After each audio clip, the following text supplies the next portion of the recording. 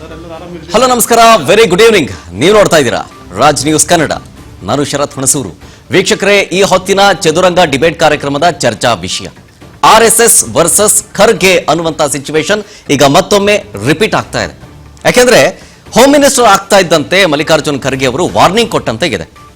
Registration ದಾಖಲೆಗಳನ್ನ ready ಇಟ್ಕೊಳ್ಳಿ ಹೀಗಂತ RSSಗೂ ಎಚ್ಚರಿಕೆಯನ್ನ ಕೊಟ್ಟಿದೆ. ಜೊತೆಗೆ ವಿವಿಧ ಸಂಘಟನೆಗಳಿಗೂ ಕೂಡ ಇದೇ ರೀತಿಯಾದಂತ ಎಚ್ಚರಿಕೆಯನ್ನ ಕೊಡಲಾಗ್ತಾ ಇರೋದು. ಯಾಕೋ ಏನೋ ಇದು ಚರ್ಚೆ ಆಗ್ತಾ ಇರೋದು ಯಾವ ರೀತಿಯಾಗಿ ಅಂತಂದ್ರೆ DK ಸರ್ಕಾರದಲ್ಲಿ ಹಿಂದೂ ಸಂಘಟನೆಗಳನ್ನ ಏನಾದರೂ ಟಾರ್ಗೆಟ್ ಮಾಡಲಾಗ್ತಾ ಇದೆಯಾ ಹೀಗನ್ನುವಂತ ಚರ್ಚೆಯೂ ಕೂಡ ಆಗ್ತಾ ಇದೆ.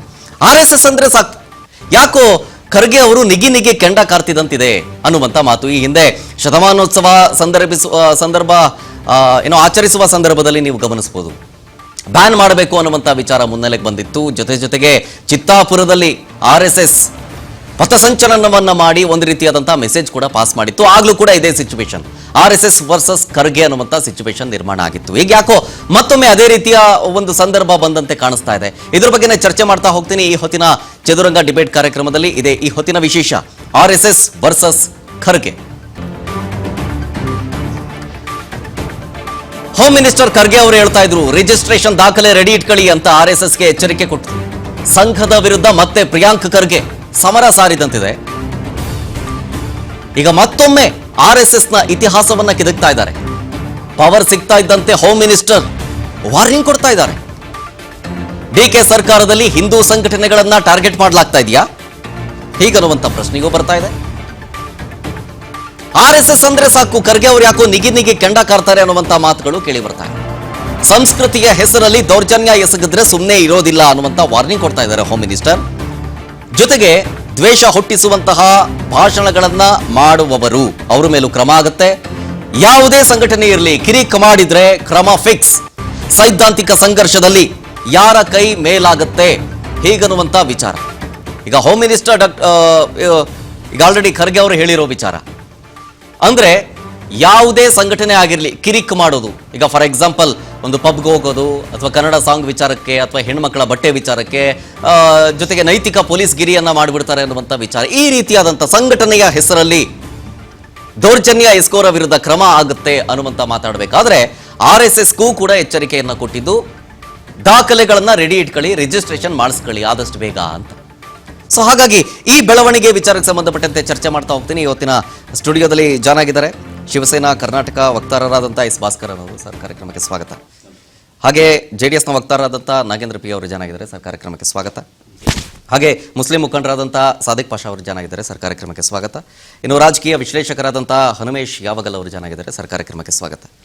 ಮೊದಲಿಗೆ ಶಿವಸೇನಾ ಕರ್ನಾಟಕ ವಕ್ತಾರರಿಂದನೇ ನಾನು ಶುರು ಮಾಡ್ತೀನಿ. ಸರ್, ಹೋಮ್ ಮಿನಿಸ್ಟರ್ ಪದವಿ ಸಿಗ್ತಾ ಇದ್ದಂತೆ ಖರ್ಗೆ ಅವರು ಈ ರೀತಿಯಾದಂಥ ವಾರ್ನಿಂಗ್ ಕೊಟ್ಟಿದ್ದು. ಓಕೆ, ಇದನ್ನ ಎರಡು ಆಂಗಲ್ ಅಲ್ಲಿ ನೋಡ್ತಾ ಇದ್ದಾರೆ. ಹೋಮ್ ಮಿನಿಸ್ಟರ್ ಒಂದು ದೊಡ್ಡ ಜವಾಬ್ದಾರಿ, ಕಾನೂನು ಸುವ್ಯವಸ್ಥೆಯನ್ನ ಕಾಪಾಡಿಕೊಳ್ಬೇಕು. ಯಾವುದೇ ಸಂಘಟನೆಗಳು ಸಂಘಟನೆಯ ಹೆಸರಲ್ಲಿ ದೌರ್ಜನ್ಯ, ನೈತಿಕ ಪೊಲೀಸ್ಗಿರಿ, ನಾನಾ ರೀತಿಯ ಒಂದು ಹೈಡ್ರಾಮಾಗಳನ್ನ ಸೃಷ್ಟಿ ಮಾಡಬಾರದು ಅನ್ನೋ ನಿಟ್ಟಿನಲ್ಲಿ ಮೂಗ್ದಾರ ಹಾಕಬೇಕು ಅನ್ನೋ ಒಂದು ಕ್ರಮ. ಮತ್ತೊಂದು ಕಡೆ ಈಗ ಈ ಹಿಂದೆ RSS ವರ್ಸಸ್ ಖರ್ಗೆ ಅನ್ನುವಂಥ ಮಾತೇನಿತ್ತು, ಈಗ ಮತ್ತೆ ಅದು ಮುನ್ನೆಲೆಗೆ ಬರ್ತಾ ಇದೆ. RSS ಅವ್ರ ಮೇಲೆ ಪಾಯಿಂಟ್ ಔಟ್ ಮಾಡಿ ಜೊತೆಗೆ ಲೈಸೆನ್ಸ್ ರೆಡಿ ಇಟ್ಕೊಳ್ಳಿ, ದಾಖಲೆಗಳನ್ನ ರೆಡಿ ಇಟ್ಕೊಳ್ಳಿ ಅಂತ ಹೇಳ್ತಿದ್ದಾರೆ, ಬ್ಯಾನ್ ಮಾಡುವಂಥ ಮಾತುಗಳನ್ನ ಆಡ್ತಿದ್ದಾರೆ. ಈ ರೀತಿಯಾದಂಥ ಸಿಚುವೇಶನ್ ಬಗ್ಗೆ ನೀವೇನು ಹೇಳ್ತೀರಿ? ನೋಡಿ, ಖರ್ಗೆ ಅವರು ಹೇಳಿ ಕೇಳಿ ನಿನ್ನೆ ಮೊನ್ನೆಯಿಂದ ಅವರೇನು RSS ವಿರೋಧಿ ಏನಲ್ಲ. ಕಾನೂನುಬದ್ಧವಾಗಿ ಅವ್ರ ಜಿಲ್ಲೆಯಲ್ಲಿ ಫ್ಲ್ಯಾಗ್ ಮಾರ್ಚ್ ಅಂದರೆ ಪಥಸಂಚಲನವನ್ನು ಮಾಡಲಿಕ್ಕೆ ಹೋದಾಗ ಸಂಘಕ್ಕೆ ಅವರು ಎಷ್ಟು ತೊಂದರೆ ಕೊಟ್ಟರು, ಎಷ್ಟು ಆ್ಯಂಟಿ ಹಿಂದೂ ಸ್ಟೇಟ್ಮೆಂಟ್ಸನ್ನು ಕೊಟ್ಟರು, ಅದನ್ನು ಮೀರಿ ಹೈಕೋರ್ಟ್ನಲ್ಲಿ ಆದೇಶ ತಗೊಂಡು ನಾವು ಪಥಸಂಚಲನವನ್ನು ಮಾಡಿ ಮುಗಿಸಿದ್ದೇವೆ. ಮೊದಲನೇದಾಗಿ Priyank Kharge, honourable home minister of Karnataka, ಅವರು ತಮ್ಮ ಇತಿಮಿತಿಗಳನ್ನು ಅರ್ಥಕೋಬೇಕು. ಈಗ ಹೋಮ್ ಮಿನಿಸ್ಟರ್ ಸಿಕ್ಕಿದ ತಕ್ಷಣ ಅದು ಯಾವುದೋ ಒಂದು ಫ್ಯಾಮಿಲಿಯ ಏನು ಹೇಳ್ತಾರೆ ಅವರು ಸ್ವಂತ ಆಸ್ತಿ ಏನಲ್ಲ. ಅದು ನಾನು, ನೀವು ಮತ್ತು ಇಲ್ಲಿ ಪ್ಯಾನಲಲ್ಲಿರೋರು, ಕರ್ನಾಟಕದ ಜನತೆ, ಭಾರತದ ಜನತೆ ಯಾವ ರೀತಿ ಸಂವಿಧಾನವನ್ನು ಒಪ್ಕೊಂಡು ಈ ದೇಶದ ಕಾನೂನುಗಳನ್ನು ಒಪ್ಕೊಂಡಿದ್ದೇವೆ. ಮಲ್ಲಿಕಾರ್ಜುನ್ ಖರ್ಗೆ ಅವರ ಸುಪುತ್ರ ಪ್ರಿಯಾಂಕ್ ಖರ್ಗೆ ಅವರು ಸಹ ಅದೇ ಕ್ಯಾಟಗರಿಯಲ್ಲೇ ಬರ್ತಾರೆ. ಅವರು ಹೋಮ್ ಮಿನಿಸ್ಟರ್ ಆಗಿದ ತಕ್ಷಣ ಅವರೇನು ದೇವರಾಗ್ಬಿಡಲ್ಲ. ಈಗ ಪದೇ ಪದೇ RSSನ ನೀವು ರಿಜಿಸ್ಟರ್ ಮಾಡ್ಕೊಳ್ಳಿ ಅಂತ ಯಾಕೆ ಪ್ರೆಷರ್ ಮಾಡ್ತಾ ಇದ್ದಾರೆ? ಅವ್ರಿಗೇನಿದೆ ಅಧಿಕಾರ? ಈಗ ನಮ್ಮಲ್ಲಿ 2000 ತಪ್ಪೆ. ಹೂ ಈಸ್ ಅಲ್ಲ, Is registration he ಯಾಕೆ a ಮಾಡ್ಕೋಬಾರ್ದು? extra constitutional authority? A group of individuals performing any religious duty or cultural activities need not be registered. ಇದೇನು ಸುಪ್ರೀಂ ಕೋರ್ಟ್ನ ಗಮನಕ್ಕೆ ಬಂದಿಲ್ವಾ? ಸುಪ್ರೀಂ ಕೋರ್ಟಿನ ಎಷ್ಟು ದೊಡ್ಡ ದೊಡ್ಡ ಲಾಯರ್ಗಳಿದ್ದಾರೆ. ಕಪಿಲ್ ಸಿಬ್ಬಲ್ ಇದ್ದಾರೆ, ಅಭಿಷೇಕ್ ಮನು ಸಿಂಘ್ವಿ ಇದ್ದಾರೆ, ತುಂಬಾ ಜನ ಲಾಯರ್ಗಳಿದ್ದಾರೆ ಕಾಂಗ್ರೆಸ್ ಪಕ್ಷದಲ್ಲಿ. ಅವರು ಮಾಡಬಹುದಾಗಿತ್ತಲ್ಲ. ನೋಡಿ, ಒಂದು ಬಟ್ ಅದೇ ಪ್ರಶ್ನೆ, ರಿಜಿಸ್ಟ್ರೇಷನ್ ಯಾಕೆ ಮಾಡಿಸ್ಕೊಳ್ಳಲ್ಲ? ನೋಡಿ, RSS is not a non governmental organisation. ಅದಲ್ಲ. ಅದು ನಾನ್ ಗವರ್ಮೆಂಟಲ್ ಆರ್ಗನೈಸೇಷನ್ ಅಂತೂ ಅಲ್ವೇ ಅಲ್ಲ. ಅದು it is a group of individuals. ಒಂದು ಐಡಿಯಾಲಜಿಯನ್ನ, ಒಂದು ಸಿದ್ಧಾಂತವನ್ನ ಹೇಳ್ತಾ ಹೋಗ್ತಾರೆ. ಈ ದೇಶದಲ್ಲಿ ಆ ಸಿದ್ಧಾಂತವನ್ನ ಯಾರು ಒಪ್ತಾರೆ ಅವರು ಅದನ್ನ ಫಾಲೋ ಮಾಡ್ತಾರೆ. ಯಾರಿಗ ಇಷ್ಟ ಇಲ್ಲ ಅದನ್ನ ಅವರು ಫಾಲೋ ಮಾಡೋದಿಲ್ಲ. ಮಹಿಳೆಯರಿದ್ದಾರೆ, ಅದರಲ್ಲಿ ಎಜುಕೇಶನಲ್ ಇನ್ಸ್ಟಿಟ್ಯೂಷನ್ಸ್ ಇದೆ, ಸ್ವಸಹಾಯ ಪದ್ಧತಿಯ ಗ್ರೂಪ್ಗಳಿದೆ, ಎಲ್ಲ ಇದೆ. ಇವ್ರು ಕೇಳೋದೇನು ಅಂದ್ರೆ ಫಂಡ್ಸ್ ಬರ್ತದೆ ಅಂತ ಹೇಳಿ. ಖಂಡಿತವಾಗ್ಲೂ RSS ಗೆ ₹1 ಫಂಡ್ಸ್ ಬರಲ್ಲ. ಘಂಟಾಘೋಷವಾಗಿ ಹೇಳ್ತೀನಿ ನಾನು. ಅದರ ಬೇರೆ ಬೇರೆ ಬ್ರಾಂಚಸ್ ಇವೆ. ಎಜುಕೇಶನ್ ದೇಶಗಳಿಂದ ಫಂಡ್ ಆಗುತ್ತೆ ಅನ್ನೋದಿದೆ. ಇದ್ರೆ ನಾನು ಈ ಲೈವ್ ಪ್ರೋಗ್ರಾಮ್ ಅಲ್ಲಿ ಚಾಲೆಂಜ್ ಮಾಡ್ತೀನಿ ಪ್ರಿಯಾಂಕ್ ಖರ್ಗೆ ಅವರಿಗೆ. ಫಾರಿನ್ ಡೊನೇಷನ್ಸ್ ಏನಾದ್ರೆ RSS ಗೆ ಬರೋಂಗಿದ್ರೆ, ನಿಮ್ಗೆ ನಿಜವಾಗ್ಲೂ ಏನಾದ್ರೆ ರಾಜಕೀಯ ಇಚ್ಛಾಶಕ್ತಿ, ತಾಕತ್ತು ಅನ್ನೋದಿದ್ರೆ, ನೀವು ಖಂಡಿತವಾಗ್ಲೂ ನಾಳೆ ಬೆಳಗ್ಗೆನೆ ಪ್ರೆಸ್ ಮೀಟ್ ಮಾಡಿ ಅದನ್ನು ಇಡಿ. ನಾವು ಸೋಲನ್ನ ಒಪ್ಕೊಳ್ತೇವೆ. ಸುಮ್ಮನೆ ಯಾವುದೋ ಒಂದು ಕಾಯಿಲೆ, ಇವತ್ತು CT ರವಿ ಅವರು ಬಹಳ ಚೆನ್ನಾಗಿ ಹೇಳಿದ್ದಾರೆ. ಇದೊಂದು ಖರ್ಗೆ ಅವರಿಗೆ RSS ಬಗ್ಗೆ ಒಂದು ಕಾಯಿಲೆ ಇದು. ಈ ಕಾಯಿಲೆ ಬಗ್ಗೆ ನಾವೇನಾದ್ರೂ ಅವ್ರು ಮಾತಾಡಿದಾಗ ವಿರೋಧ ಮಾಡ್ತಾ ಹೋಗ್ತು ಅಂದ್ರೆ ಈ ಕಾಯಿಲೆ ಇನ್ನ ಜಾಸ್ತಿ ಆಗುತ್ತೆ ಅಂತ ಹೇಳಿ. ಅದರಿಂದ ಅದನ್ನ ನಾವು ಜಾಸ್ತಿ ಪ್ರೆಸ್ ಮಾಡಕ್ ಆಗಲ್ಲ. ಹೇಳಿ ಕೇಳಿ RSS ಸಂಘಟನೆ 100 ವರ್ಷಗಳ ಸುದೀರ್ಘವಾದಂತಹ ಧರ್ಮನಿಷ್ಠೆ ಕೆಲಸವನ್ನ, ರಾಷ್ಟ್ರಭಕ್ತಿ ಕೆಲಸವನ್ನ ಮಾಡ್ಕೊಂಡು ಬಂದಿದೆ. ಇದನ್ನ ಹತ್ತಿಕ್ಲಿಕ್ಕೆ ನೆಹರು ಅವ್ರ ಕೈಯಲ್ಲಾಗಲಿಲ್ಲ, ಪಟೇಲ್ರ ಕೈಯಲ್ಲಾಗಲಿಲ್ಲ, ಇಂದಿರಾ ಗಾಂಧಿ ಅವ್ರ ಕೈಯಲ್ಲಾಗಲಿಲ್ಲ, ನರಸಿಂಹರಾಯರ ಕೈಯಲ್ಲಾಗಲಿಲ್ಲ, ಯಾವ ಪ್ರಧಾನಮಂತ್ರಿ ಕೈಯಲ್ಲೂ ಆಗಲಿಲ್ಲ. ಯಾಕಂದ್ರೆ ಒಂದು ದೇಶಭಕ್ತ ಸಂಘಟನೆಯನ್ನ ಇವರು ಭಯೋತ್ಪಾದಕ ಸಂಘಟನೆ ಅಂತ ಹೇಳಿ ಇವರು ಒಂದು ಬಣ್ಣ ಹಚ್ಚೋದು, ಅಥವಾ ಕೋಮು ಸೌಹಾರ್ದತೆಗೆ ಇವರು ಉಳಿ ಹಿಂಡುತ್ತಾರೆ ಅಂತ ಹೇಳೋದು, ಅದನ್ನ ಎಸ್ಪೆಷಲಿ ಕಾಂಗ್ರೆಸ್ ಪಕ್ಷ ಹೇಳಬಾರದು. ಕೋಮು ಸೌಹಾರ್ದತೆ ಬಗ್ಗೆ, ಮುಸ್ಲಿಮರ ತುಷ್ಟೀಕರಣದ ಬಗ್ಗೆ ಕಾಂಗ್ರೆಸ್ ಪಕ್ಷ ಅಂತ ಮಾತಾಡೋದಕ್ಕೆ ಅವ್ರಿಗೆ ನೈತಿಕತೆನೂ ಇಲ್ಲ, ಅವ್ರಿಗೆ ಯೋಗ್ಯತೆನೂ ಇಲ್ಲ. ನಿಮಗೆ ಮಾಡೋದಕ್ಕೆ 1001 ಕೆಲಸ ಇದೆ. ಡ್ರಗ್ ಮಾಫಿಯಾ ಇದೆ, ಮಸಾಜ್ ಪಾರ್ಲರ್ ಮಾಫಿಯಾ ಇದೆ. 4500 ಮಸಾಜ್ ಪಾರ್ಲರ್ಗಳು ಬೆಂಗಳೂರಿನಲ್ಲಿ ಕಾರ್ಯನಿರ್ವಹಿಸ್ತಾ ಇದೆ. CCB ಅವರು, ಲೋಕಲ್ ಪೊಲೀಸ್ನವರು, ACP ಇಂದ ಹಿಡಿದು ತಿಂಗಳಿಗೆ ₹2 ಲಕ್ಷ ವಸೂಲಿ ಮಾಡ್ತಾರೆ. ಆ ದುಡ್ಡು ಎಲ್ಲಿ ಹೋಗ್ತದೆ? ಗೃಹ ಸಚಿವರಿಗೂ ಬರುತ್ತದು. ನಾನು 3 ದಿವಸದಿಂದ ಎಲ್ಲ ಸೋಷಿಯಲ್ ಮೀಡಿಯಾದಲ್ಲಿ ಬೇರೆ ಬೇರೆ ಚಾನೆಲ್ಗಳಲ್ಲಿ ಖರ್ಗೆ ಅವರಿಗೆ ಈ ಪ್ರಶ್ನೆ ಕೇಳ್ತಾ ಇದ್ದೀನಿ. 50,000 ಹೆಣ್ಣು ಮಕ್ಕಳು ಈ ಅನೈತಿಕ ದಂಧೆಯಲ್ಲಿ ಸಿಕ್ಕಾಕೊಂಡು ಒದ್ದಾಡ್ತಾ ಇದ್ದಾರೆ. ನಿಮಗೆ ನಿಜವಾಗ್ಲೂ ಹೋಮ್ ಮಿನಿಸ್ಟ್ರಿ ನಿಮಗೆ ಅಷ್ಟೊಂದು ಇದಿದ್ರೆ, ನಿಮಗೆ ಹೆಣ್ಣು ಮಕ್ಕಳ ಮೇಲೆ, ಈ ದೇಶದ ಮತ್ತು ಈ ರಾಜ್ಯದ ನಾಗರಿಕರ ಮೇಲೆ ನಿಮಗೆ ಒಲವಿದ್ರೆ, ದಯವಿಟ್ಟು ಆ ಅನೈತಿಕ ಚಟುವಟಿಕೆಯನ್ನ ಮುಚ್ಚಿ ಅಂತ ಹೇಳಿದ್ದೀನಿ. ಅದನ್ನು ಮಾಡಲ್ಲ. ವೆಸ್ಟ್ ಬೆಂಗಾಲಿಂದ ಬಂದಂತಹ ಬಾಂಗ್ಲಾದೇಶಿ ವಲಸಿಗರು ಮೈಸೂರು, ಹಾಸನ, ಅಲ್ಲಿ ಇಲ್ಲಿ ಬಸ್ ಸ್ಟ್ಯಾಂಡ್ಗಳಲ್ಲಿ ಮಲಗ್ತಾ ಇದ್ದಾರೆ. ಬೇರೆ ಬೇರೆ ಸಂಘಟನೆ ಅವರು ಹಿಡಿದವ್ರನ್ನ ಪೊಲೀಸ್ಗೆ ಒಪ್ಪಿಸ್ತಾ ಇದ್ದಾರೆ. ಅದು ಇವ್ರಿಗೆ ಇಂಪಾರ್ಟೆಂಟ್ ಆಗಿ ಕಾಣ್ಲಿಲ್ಲ. ಇವರು ಹೋಮ್ ಮಿನಿಸ್ಟ್ರಿ ತಗೊಂಡಿರೋದೇನೆ RSS ಮೇಲೆ ಸೇಡ್ ತೀಸ್ಕೊಳಕಂತ ಹೇಳಿ ನಮ್ಗೆ ಅನ್ನಿಸ್ತಾ ಇದೆ. ಮಲ್ಲಿಕಾರ್ಜುನ್ ಖರ್ಗೆ ಅವರು, ಇವ್ರ ತಂದೆಯವರು, ಅವರೇ ಟ್ರೈ ಮಾಡಿ ಅವರೇ ಸೋತಿದ್ದಾರೆ. ಇವ್ರ ಕೈಗೂ ಆಗಲ್ಲ. ಮಲ್ಲಿಕಾರ್ಜುನ್ ಖರ್ಗೆ ಅವರು ಇನ್ನು 10 ಜನರೇಷನ್ ಬರಲಿ, RSS ನ ಏನು ಮಾಡಕ್ಕಾಗಲ್ಲ. ಇನ್ನು ಚರ್ಚಾ ಕಾರ್ಯಕ್ರಮಕ್ಕೆ ಚೆನ್ನಾಗಿದ್ದಾರೆ ಕಾಂಗ್ರೆಸ್ ವಕ್ತಾರದಂತ ಚಾಂದ್ ಪಾಷಾ ಅವರು. ಸರ್, ಕಾರ್ಯಕ್ರಮಕ್ಕೆ ಸ್ವಾಗತ. ಮಾತಾಡ್ತೀನಿ ಸರ್. ನಾಗೇಂದ್ರ ಅವರೇ, ನಿಮ್ಮ ರಿಯಾಕ್ಷನ್ ಇದ್ರ ಬಗ್ಗೆ? ಇವತ್ತು ಕರ್ನಾಟಕ ರಾಜ್ಯದಲ್ಲಿ ಸಮಗ್ರ ಕರ್ನಾಟಕ ರಕ್ಷಣೆ ಮಾಡಬೇಕಾದ ಜವಾಬ್ದಾರಿ ಗೃಹ ಮಂತ್ರಿಗಳು ಇರಬೇಕಾಗಿತ್ತು. ಇವತ್ತು ಪ್ರತಿಯೊಂದು ಸಮುದಾಯಗಳಿಗೂ ಸಂಘ ಸಂಸ್ಥೆಗಳಿದಾವೆ, ಎಲ್ಲ ಒಂದು ಸಮುದಾಯದ ಸಂಘಗಳಿದಾವೆ. ಇವತ್ತು ಎಲ್ಲೋ ಒಂದ್ ಕಡೆ ಇವರು ಸಂಘನ ಒಂದೆಲ್ಲೋ ರಾಜ್ಯದಲ್ಲಿ ಅಲ್ಲೋಲ ಕಲ್ಲೋಲ ಮಾಡಬೇಕು ರಾಜ್ಯನ ಒಂದು ಸಂದೇಶ ಇಟ್ಕೊಂಡು ಇವ್ರು ಏನಾದ್ರು ಗೃಹ ಮಂತ್ರಿಗಳಾಗಿದ್ದಾರೆ ಅನ್ನೋ ಗೊತ್ತಿಲ್ಲ. ದಿನ ಸೋಷಿಯಲ್ ಮೀಡಿಯಾದಲ್ಲಿ ಯಾವಾಗೂ ಇನ್ವಾಲ್ವ್ಮೆಂಟ್ ಇರ್ತಾರೆ. ಸೋಷಿಯಲ್ ಮೀಡಿಯಾದಲ್ಲಿ ಪರ ವಿರೋಧಗಳು ಇದ್ದೇ ಇರುತ್ತೆ. ಆದರೆ ವಿರೋಧ ಬಂದಿದ ತಕ್ಷಣ ಅವ್ರು ಅರೆಸ್ಟ್ ಮಾಡೋಂಥ ಸಂಗತಿಗಳು ನೋಡ್ತಾ ಇದ್ದೀವಿ.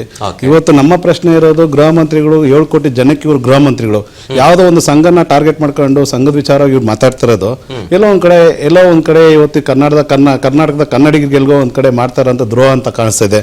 ಇವತ್ತು ಕರ್ನಾಟಕದಲ್ಲಿ ಜ್ವಲಂತ ಸಮಸ್ಯೆಗಳು ಹೋಮ್ ಡಿಪಾರ್ಟ್ಮೆಂಟ್ ಅಲ್ಲಿ ಎಷ್ಟಿದೆ ಅಂದ್ರೆ ಪೊಲೀಸ್ ಡಿಪಾರ್ಟ್ಮೆಂಟ್ ಅಲ್ಲೇ ಅಧಿಕಾರಿಗಳಿಗೆ ಕಿರುಕುಳ ಇದೆ. ಅಲ್ಲಿ ಸರಿಯಾಗಿ ಸಾಕ್ಸ್ಗಳು ಕೊಡ್ತಾ ಇಲ್ಲ, ವಾಕಿ ಟಾಕಿಗಳು ಕೊಡ್ತಾ ಇಲ್ಲ. ಅಲ್ಲ, ಏನೋ ಅದ್ರ ಬಗ್ಗೆ ಸುಮಾರು ಗಂಟೆಗಳ ಕಾಲ ಪೊಲೀಸ್ ಅಧಿಕಾರಿಗಳ ಜೊತೆ ಮೀಟಿಂಗ್ ಕೂಡ ಮಾಡಿದ್ರು. ಭ್ರಷ್ಟ ಪೊಲೀಸ್ ಅಧಿಕಾರಿಗಳು ಅಂತ ಕಂಡು ಬಂದ್ರೆ ಅವ್ರು ಇಮಿಡಿಯೇಟ್ ಆಗಿ ನಾವು ಟರ್ಮಿನೇಟ್ ಮಾಡ್ಬಿಡ್ತೀವಿ ಅನ್ನೋ ಎಚ್ಚರಿಕೆನೂ ಕೊಟ್ರಪ್ಪ ಖರ್ಗೆ ಅವರು. ಅದೇ ಬಂದು ಇನ್ನೂ ಒಂದು 3 days ಆಗಿಲ್ಲ ಡಿಪಾರ್ಟ್ಮೆಂಟ್ಗೆ. ಇನ್ನೂ ಸರಿಯಾಗಿ ಸಮಗ್ರ ಕರ್ನಾಟಕದ ಎಷ್ಟೆಷ್ಟು ಪೊಲೀಸ್ ಸ್ಟೇಷನ್ಗಳು ಠಾಣೆಗಳಿದಾವೆ, ಅಲ್ಲಿನ ಪೊಲೀಸ್ ಡಿಪಾರ್ಟ್ಮೆಂಟ್ ಅಧಿಕಾರಿಗಳ ಕಿರುಕುಳಗಳೇನು. ಇವತ್ತು ಪೊಲೀಸ್ ಅಧಿಕಾರಿಗಳೇ ಒಳಗಡೆ ದೌರ್ಜನ್ಯ ಮಾಡ್ತಾರೆ, ಅದೇ ಮೇಲಧಿಕಾರಿಗಳು ಕೆಳವಧಿಕಾರಿಗಳಿಗೆ ದೌರ್ಜನ್ಯ ಮಾಡ್ತಾರೆ ರೀತಿಗಳು. ಅದನ್ನೊಂದ್ ಕಡೆ ಇಟ್ಟರೆ ರಾಜ್ಯದಲ್ಲಿ ಇವತ್ತು ಬಿಟ್ಕಾಯಿನ್ ದಂಧೆ ಜಾಸ್ತಿ ದೊಡ್ಡದಾಗಿ ಬೆಳೆದಿದೆ.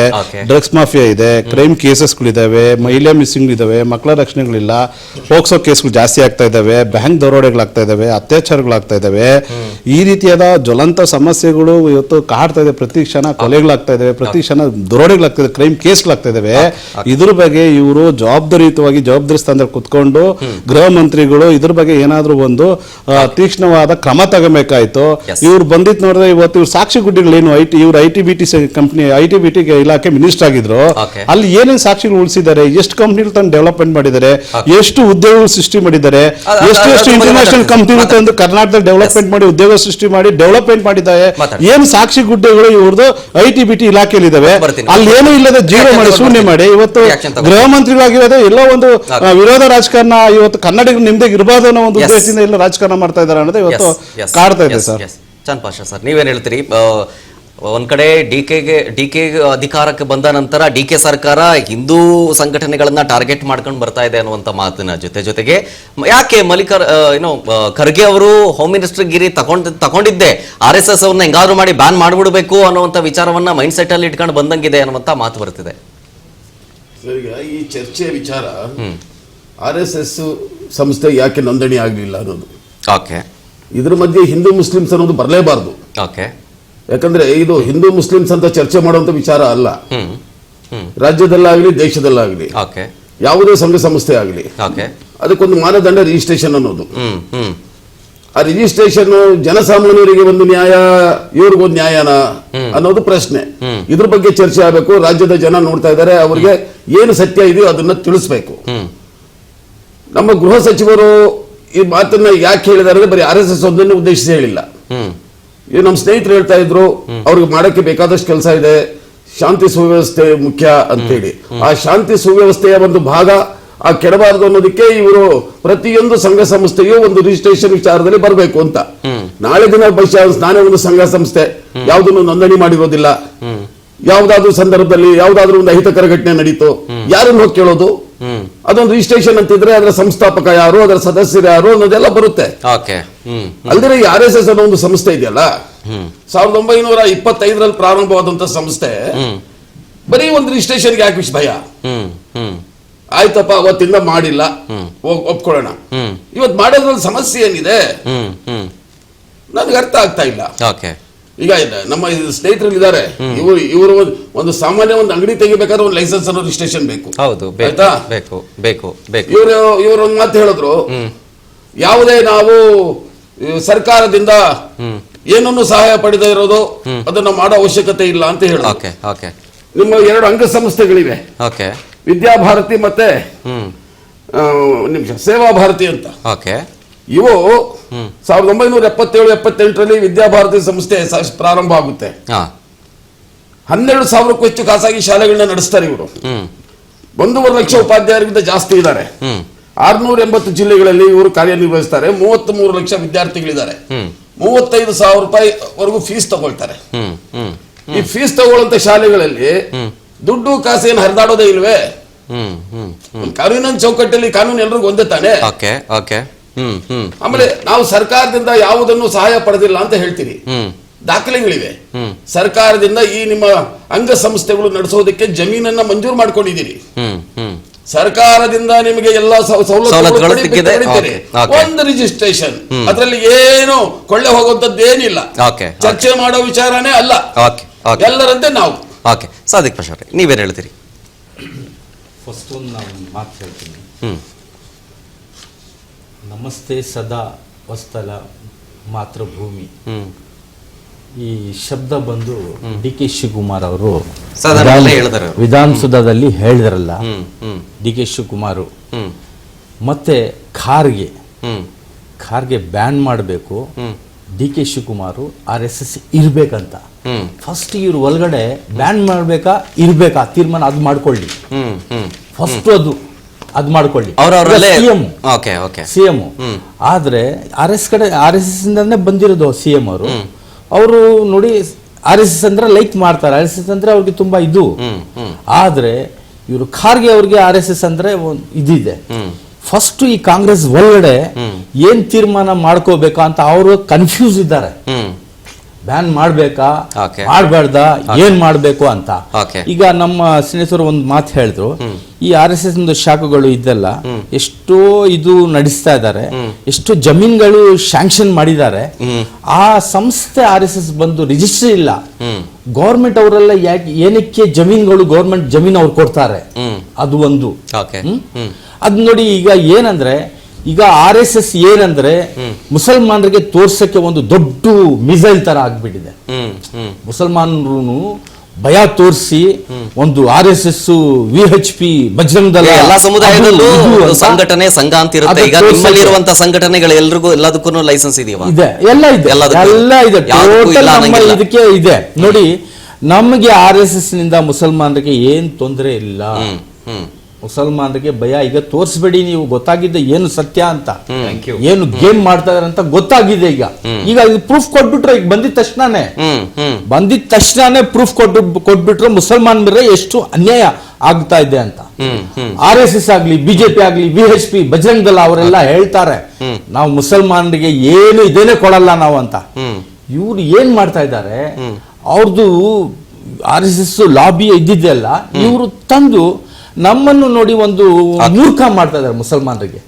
ಈಗ ಪ್ರೂಫ್ ಕೊಟ್ಬಿಟ್ಟಿದ್ದಾರೆ. ಈಗ ಬಂದಿದ ತಕ್ಷಣ ಗೌರ್ಮೆಂಟ್ ನೋಡಿ CM ಚೇಂಜ್ ಆಗಿದ ತಕ್ಷಣ ನಮ್ಮ ಮುಸಲ್ಮಾನ್ ಮೇಲೆ ತುಂಬಾ ಅನ್ಯಾಯ ಆಗಿದೆ. ಈಗ ಎಷ್ಟು ನೋಡಿ, ಈಗ ಜಮೀರ್ ಅಹಮದ್ ಆಗ್ಲಿ, ನಸೀರ್ ಅಹಮದ್ ಆಗ್ಲಿ, ಜಬ್ಬಾರ್ ಆಗ್ಲಿ, ಈಗ ಎಷ್ಟು ಬೇರೆ ಇದ್ದಿದ್ದಾರೆ ನೋಡಿ. ಈಗ ನಾವು ವೋಟ್ ಕೊಟ್ಟಿರೋದು ಕಮ್ಮಿ ಅಂದ್ರೆ 70 ಲಕ್ಷ 80 ಲಕ್ಷ ಮುಸಲ್ಮಾನರು ವೋಟ್ ಕೊಟ್ಟಿರೋದು ಈ ಸಾಲಿ. ಒಂದು ನೋಡಿ, ಹೈಕಮಾಂಡ್ ಗೊತ್ತಿಲ್ಲ ನಮ್ಗೆ, ಕಾಂಗ್ರೆಸ್ ಹೈಕಮಾಂಡ್ ಕೊಯೋ ಪಯೋ ಅಂತಾರೆ ಅಲ್ಲಿ ಅವರು. ಈಗ ಇರೋದು ಹೈಕಮಾಂಡ್ ಯಾರು ಇಲ್ಲಿ? ಸಿದ್ದರಾಮಯ್ಯ ಮತ್ತೆ ಇವರು DK ಶಿವಕುಮಾರ್ ಅವರು ಎಲ್ಲ ಏನೋ ಮುಸಲ್ಮಾನರಿಗೆ ನೀವು ಇದು ಕೊಡಿ ಅಂದ್ರೆ, ಮಿನಿಸ್ಟ್ರಿ ಕೊಡಿ ಎದ್ಕಂಡ್ರೆ ಹೈಕಮಾಂಡ್ ಕೇಳ್ಬೇಕು. ಓಟ್ ತಗೊಂಡ್ರ ನಮ್ಮ ಹತ್ರ ಓಟ್ ತಗೊಂಡ್ರ ಮಾತಾಡ್ತೀನಿ. ಅದ್ರ ಬಗ್ಗೆ ಆಮೇಲೆ ಮಾತಾಡೋಣ. ನೋಂದಣಿ ಬಗ್ಗೆ ಒಂದು ಮಾತಾದ್ರೂ ಬಂತ, ಅದ್ರ ಬಗ್ಗೆ ಆಮೇಲೆ ಮಾತಾಡೋಣ ಸರ್. ಅದ್ರ ಬಗ್ಗೆ ಆದ್ಮೇಲೆ ಮಾತಾಡೋಣ. RSS ವಿಚಾರದ ಬಗ್ಗೆ ಮಾತಾಡೋಣ ಅಷ್ಟೇ. ಈ ನೋಂದಣಿ ಯಾಕೆ ಅದು ಈ ಸಂದರ್ಭದಲ್ಲಿ ಹೋಮ್ ಮಿನಿಸ್ಟರ್ ಬರ್ತಾ ಇದ್ದಂತೆಯೇ RSS ಮೇಲೆ ಟಾರ್ಗೆಟ್ ಮಾಡ್ಕೊಂಡ್ರ ಅನ್ನೋದು, ಜೊತೆಗೆ RSS ಯಾಕೆ ನೋಂದಣಿ ಮಾಡ್ಕೊಳ್ಳೋದಕ್ಕೆ ಹಿಂಜರಿತಾ ಇದೆ ಅನ್ನೋದು ನೋಡಿ, ಎರಡೇ ಆಂಗಲ್. ನಾನು ಒಂದು ಮಾತು ಹೇಳ್ತೀನಿ ನೋಡಿ, ನಮ್ಮ ಜಮಾತ್ ಉಲ್ಮಾ ಹಿಂದೂ ಆಗಲಿ, ಮುಸ್ಲಿಂ ಪರ್ಸನಲ್ ಬೋರ್ಡ್ ಆಗಲಿ, ಎಷ್ಟು ಸಂಸ್ಥೆಗಳಿದೆ, ನಾವು ಸಂವಿಧಾನ ಪ್ರಕಾರ ನಾವು ರಿಜಿಸ್ಟರ್ ಮಾಡಿಕೊಂಡು ನಮ್ಮ ದೇಶ ಪ್ರಕಾರ ಯಾವ ಕಾನೂನು ಇದೆ ಅದೇ ತರ ನಾವು ನಡೀತಾ ಇರೋದು. ಇನ್ನೊಂದು ಏನಂದ್ರೆ, ನೆಹರು ಆಗ್ಲಿ, ಸರ್ದಾರ್ ವಲ್ಲಭಾಯ್ ಪಟೇಲ್ ಅವರಾಗ್ಲಿ, ಇಂದಿರಾ ಗಾಂಧಿ ಅವ್ರನಲ್ಲಿ ಇರೋದು ದಮ್ಮು, ಈಗ ಇವ್ರನಲ್ಲಿ ಇಲ್ಲ ದಮ್ಮು. ಅವರು ಬ್ಯಾನ್ ಮಾಡಿದ್ರು. ಯಾರು ಅಲ್ಲ RSS ಗೆ. ಈಗ ಯಾರಲ್ಲಿ ದಮ್ಮಿಲ್ಲ? ಈಗ ಇಲ್ಲ, ಈಗ ಸುಮ್ನೆ ಬಾಯಿನಿಂದ ದಮ್ಮಿಲ್ಲ, ದಮ್ಮಿದ್ರೆ ಬ್ಯಾನ್ ಮಾಡಿ ತೋರಿಸಿ. ಯಾರಿಗೆ ದಮ್ಮಿಲ್ಲ ಅಂತ ಈಗ ನೋಡಿ, ಯಾರು ಖಾರ್ಗೆ ಹೇಳ್ತಾ ಇದಾರ, ಕಾಂಗ್ರೆಸ್ ಅವ್ರು ಹೇಳ್ತಾ ಇದಾರ, ಅವ್ರಿಗೆ ನಾನು ಹೇಳ್ತಾ ಇದ್ದೀನಿ ದಮ್ಮಿಲ್ಲ ಅಂತ. ಇಲ್ಲ, ದಮ್ಮಿಲ್ಲ. ದಮ್ಮಿದ್ರೆ ಮಾಡಿ ತೋರಿಸ್ಬೇಕು. ಏನ್ ಬಾಯಿನಿಂದ ಹೇಳುದು? ಯಾವ ತರ ವಲ್ಲಭಾಯ್ ಪಟೇಲ್ ಅವ್ರು ಮಾಡಿದ್ರು, ಸರ್ದಾರ್ ವಲ್ಲಭಾಯ್ ಪಟೇಲ್ ಅವ್ರು ಮಾಡಿದಾರಲ್ಲ, ನೆಹರು ಅವರು ಮಾಡಿದಾರಲ್ಲ, ಇಂದಿರಾ ಗಾಂಧಿ ಅವ್ರು ಮಾಡಿದಾರಲ್ಲ, ನರಸಿಂಹರಾವ್ ಅವರು ಮಾಡಿದಾರಲ್ಲ, ಆತರ ಮಾಡಿ ತೋರಿಸ್ಲಿ. ಬೇರೆ 3 ವರ್ಷದಿಂದ ಹೇಳ್ತಾ ಇರೋದು ನಾನು RSS ಬ್ಯಾನ್ ಮಾಡ್ಬಿಡ್ತೀನಿ, ನಾನು ಹಂಗ್ ಮಾಡ್ಬಿಡ್ತೀನಿ, ದೇಶ ಶಾಂತಿ ತೋಟ ಮಾಡ್ತೀನಿ, ಹಂಗೆ ಹಿಂಗೆ ಅಂತ ಹೇಳ್ಬಿಟ್ಟು ಮುಸಲ್ಮಾನರಿಗೆ ಒಂದು ಚಾಕ್ಲೇಟ್, ಮುಸಲ್ಮಾನರಿಗೆ ಒಂದು ಇದು ತೋರ್ಸಕ್ಕೆ ನಿಮ್ ಪರವಾಗಿದ್ದೀವಿ, ನಿಮ್ಮನ್ನು ಈ ಗುದ್ದನಲ್ಲಿ ಹಾಕಿ ನಾವು ತೊಳಿತೀವಿ ಅಂತ ಇದ್ ಮಾಡ್ತಾ ಇದ್ದಾರೆ ಅಷ್ಟೇ, ಬೇರೆ ಏನಿಲ್ಲ. ಇವ್ರದ್ದು ಇದೊಂದು ಸಬ್ಜೆಕ್ಟ್ ತಗೊಳ್ಳಿ, ಅಲ್ಲ ಅದನ್ನ ಸಪರೇಟ್ ಆಗಿ ಮಾತಾಡೋಣ. RSS ವಿಚಾರ ಮಾತಾಡಬೇಕಾದ್ರೆ ಅದೇ ವಿಚಾರ ಮಾತಾಡೋಣ, ಅದು ಮತ್ತೆ ಟಾಪಿಕ್ ಅಲ್ಲಿಂದ ಸಬ್ಜೆಕ್ಟ್ ಬರೋದು ಸ್ವಾಮಿ. RSS ಹೇಳಕ್ಕೆ ಪವರ್ ಹೆಂಗ್ ಬಂದಿರೋದು? ಹೇಳಕ್ಕೆ ಪವರ್ ಹೆಂಗ್ ಬಂದಿದ್ದು? ನಾವು ಓಟ್ ಕೊಟ್ಟಿದ್ಮೇಲೆ ಹೇಳಕ್ ಪವರ್ ಬಂದಿರೋದು. ಮುಸಲ್ಮಾನರು ಓಟ್ ಕೊಟ್ಟಿದ್ಮೇಲೆ ಶಾಂತಿ power ಬಂದಿರೋದು ನಿಮ್ಗೆ. ಶಾಂತಿ ಆಯ್ತು. ನಿಮಗಿಂತ ಜೋರಾಗಿ ಮಾತಾಡ್ತೀನಿ, ಬಟ್ ಸಬ್ಜೆಕ್ಟ್ ಅಷ್ಟೇ ಮಾತಾಡೋದು ನಾನು. Yes, yes. ಸುಮ್ಮನೆ ಮಾತಾಡಿ ಕಿಚ್ಚಾಡ್ಬೇಕು.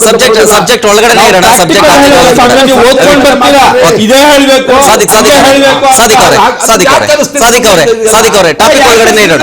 ಅಲ್ಲ, ಟಾಪಿಕ್ ಬಿಟ್ಟು ಆಚೆಗೆ ಹೋಗೋದು ಬೇಡ. ಟಾಪಿಕ್ ಆಚೆಗೆ ಹೋಗೋದು ಬೇಡ. ಸಾದಿಕ್ ಅವರೇ, ಓಕೆ, ಅನುಮಿತ್ ಸರ್. ಸಾದಿಕ್ ಅವರೇ, ಸಾದಿಕ್ ಅವರೇ, ಸಾದಿಕ್ ಅವರೇ, ನಮ್ಮಂತ ಮುಖಂಡರು ಸಾದಿಕ್ ಅವರೇ, ಸಾದಿಕ್ ಅವರೇ, ಸಾದಿಕ್ ಅವರೇ, ಸಾದಿಕ್ ಅವರೇ, ಸಾದಿಕ್ ಅವರೇ, ಅದಕ್ಕೆ ಆಮೇಲೆ ಡಿಸ್ಕಸ್ ಮಾಡೋಣ. RSS ವಿಚಾರದಷ್ಟೇ, RSS ಖರ್ಗೆ ಅವರ ವಿಚಾರಕ್ಕೆ ಸಂಬಂಧಪಟ್ಟದ್ದಷ್ಟೇ, ಸಂಘಟನೆ ಬಗ್ಗೆ ಅಷ್ಟೇ ಮಾತಾಡ್ಬೇಕು ಅಷ್ಟೇ. ಅಲ್ಲಿ ಅಷ್ಟೇ. ಮುಖಂಡರು ಒಬ್ರು ಬಂದು RSS ಇಂದ ನಮ್ಗೇನು ಭಯ ಇಲ್ಲ ಅಂತಂದ್ರು. ಅದು ಕಾಂಗ್ರೆಸ್ ಅವರಿಗೆ ಮುಂದಿನ ಆಡಳಿತಕ್ಕಾಗಿದೆ ಅವರಿಗೆ. ಅದಕ್ಕೆ ನೋಡಿ, ಚಾನೆಲ್ ಅಲ್ಲಿ ನಮ್ಮನ್ನ ಕರ್ಸೋದು ಅಷ್ಟೇ, ಅಷ್ಟೇ. TV ಅವರು. ನಾವು ಏನ್ ಮಾತಾಡ್ಬೇಕು ಅಂತ ಆಯ್ತು. ಅಲ್ಲ, ಒಂದ್ ನಿಮಿಷ ಮಾತಾಡಿಸ್ಬಿಡ್ತೀನಿ. ಹನುಮೇಶ್ ಸರ್ ಬರ್ತೀನಿ. Okay, okay. I will Yes. Crush RSS ಅಂತ ಹೇಳಿದ್ರಲ್ಲ ನಿಮ್ ಖರ್ಗೆ ಅವರು. ಐ ವಿಲ್ ಕ್ರಶ್ RSS ಅಂದ್ರಲ್ಲ. ಏನಂದ್ರೆ ಅಲ್ಲ, ಅದೇ ಏನಂದ್ರೆ ಮತ್ತೆ ಬರ್ತೀನಿ ಅಂದ್ರೆ ಸರ್. ಏನು ಮತ್ತೆ ಬರ್ತೀನಿ ಆ ವಿಚಾರಕ್ಕೆ. RSS ಅಂದ್ರೆ ಏನು? ಹನುಮೇಶ್ ಅವರ ಏನು? ರಿಯಾಕ್ಷನ್ ಹೇಳಿ. ತಗೊಂಡ್ಬರ್ತೀನಿ. ಒಂದ್ ಸೆಕೆಂಡ್. ಹನುಮೇಶ್ ಸರ್, ನೀವೇನ್ ಹೇಳ್ತೀರಿ ಸರ್? ಈ RSS ಬಗ್ಗೆ ನಮ್ಮ ದೇಶಕ್ಕೆ ಸ್ವಾತಂತ್ರ್ಯ ಬಂದಾಗಿಂದ ಚರ್ಚೆ ಆಗ್ತಾ ಇದೆ. ಹೌದು. ಈಗಾಗಲೇ ಈ ವಿಷಯದಲ್ಲಿ ನೋಂದಣಿ ಬಗ್ಗೆ ಸ್ವತಃ ರಾಷ್ಟ್ರೀಯ ಸ್ವಯಂ ಸೇವಕ ಸಂಘದ ಸರಸಂಘ ಚಾಲಕರು ಮೋಹನ್ ಭಾಗವತ್ ಅವರ ಸ್ಪಷ್ಟೀಕರಣ ಕೊಟ್ಟಿದ್ದಾರೆ. RSS ಶುರುವಾಗಿ 100 ವರ್ಷ ಆಯಿತು. ಆವಾಗ ಶುರುವಾದಾಗ ಈ ದೇಶದಲ್ಲಿ ಬ್ರಿಟಿಷ್ ಆಳ್ವಿಕೆ ಇತ್ತು. ಹೌದು. ಬ್ರಿಟಿಷ್ ಆಳ್ವಿಕೆ ಇದ್ದಾಗ ಬ್ರಿಟಿಷರ ಕೈಯಲ್ಲಿ, ಬ್ರಿಟಿಷರ ಸರ್ಕಾರದಲ್ಲಿ ನಾವು ನೋಂದಣಿ ಮಾಡಿಸಬಾರ್ದು, ಯಾಕಂದ್ರೆ ನಾವೊಂದು ಗುಲಾಮಗಿರಿ ತರ ಆಗತ್ತೆ ಅನ್ನೋ ಕಾರಣಕ್ಕಾಗಿ ನಾವು ಮಾಡಿಸ್ಲಿಲ್ಲ. ಆಮೇಲೆ ಅದರ ಪ್ರಶ್ನೆನೇ ಬರಲಿಲ್ಲ. ನಮ್ಮ ದೇಶ ಸ್ವಾತಂತ್ರ್ಯ ಆಯ್ತು, ಹೀಗಾಗಿ ನಾವು ಮಾಡಿಸಿಲ್ಲ ಅಂತ. RSS ಹೇಗೆ ನಡೆಯುತ್ತೆ, ಹೇಗೆ ಅದು ತನ್ನ ಕಾರ್ಯವ್ಯಾಪ್ತಿಯನ್ನು ವಿಸ್ತಾರ ಮಾಡಿದೆ, ಅದರ ಒಟ್ಟಾರೆ ವಿಸ್ತೀರ್ಣ ಏನು, ಅದರ ಕಾರ್ಯವೈಖರಿ ಹೇಗಿರುತ್ತೆ ಅನ್ನುವಂಥದ್ದು ಯಾರಿಗೆ ಇಂಟರ್ನಲ್ ಆಗಿ ಗೊತ್ತಿರುತ್ತೆ, ಬಹುಶಃ ಅವ್ರು ಯಾರು ಆ ರಿಜಿಸ್ಟ್ರೇಷನ್ ಬಗ್ಗೆ ಚರ್ಚೆನೇ ಮಾಡಲ್ಲ, ಇನ್ಕ್ಲೂಡಿಂಗ್ ಖರ್ಗೆ. ಆ RSS ಫಂಕ್ಷನಿಂಗ್ ಸ್ಟೈಲ್ ಇದೆ ಅಲ್ಲ, ಅದು ಬಹುತೇಕರಿಗೆ ಗೊತ್ತಿಲ್ಲ. ಯಾರು RSS ನ ತುಂಬಾ ಒಳಗಡೆಯಿಂದ ನೋಡಿರ್ತಾರೆ ಅವ್ರಿಗೆ ಮಾತ್ರ ಅದು ಗೊತ್ತಾಗತ್ತೆ. ಯಾಕಂದ್ರೆ RSS ನೇರವಾಗಿ ಏನು ಮಾಡೋದಿಲ್ಲ. RSS ನ ಸಂಘಟನೆಗಳ ನಮ್ಮ ಕಾಂಗ್ರೆಸ್ ವಕ್ತಾರ ಹೇಳಿದ್ರಲ್ಲ, ವಿದ್ಯಾಸಂಸ್ಥೆಗಳು ಅವೆಲ್ಲ ಇಂಡಿವಿಜುವಲ್ ಆಗಿ ರಿಜಿಸ್ಟರ್ ಆಗಿರುತ್ತೆ ಟ್ರಸ್ಟ್ ಅಡಿಯಲ್ಲಿ. ಈಗ ರಾಷ್ಟ್ರೋತ್ಥಾನ ಪರಿಷತ್ ಇದೆ, ಬೇರೆ ಬೇರೆ ಸಂಸ್ಥೆಗಳಿದೆ ಅಲ್ಲ, ಅವೆಲ್ಲ ರಿಜಿಸ್ಟರ್ಡ್. ಬಟ್ ಅವು RSS ಅಡಿಯಲ್ಲಿ ಬರುತ್ತಿರಲ್ಲ, ಇಂಡಿವಿಜುವಲ್ ಆಗಿ ಎಜುಕೇಶನ್ ಬೇರೆ.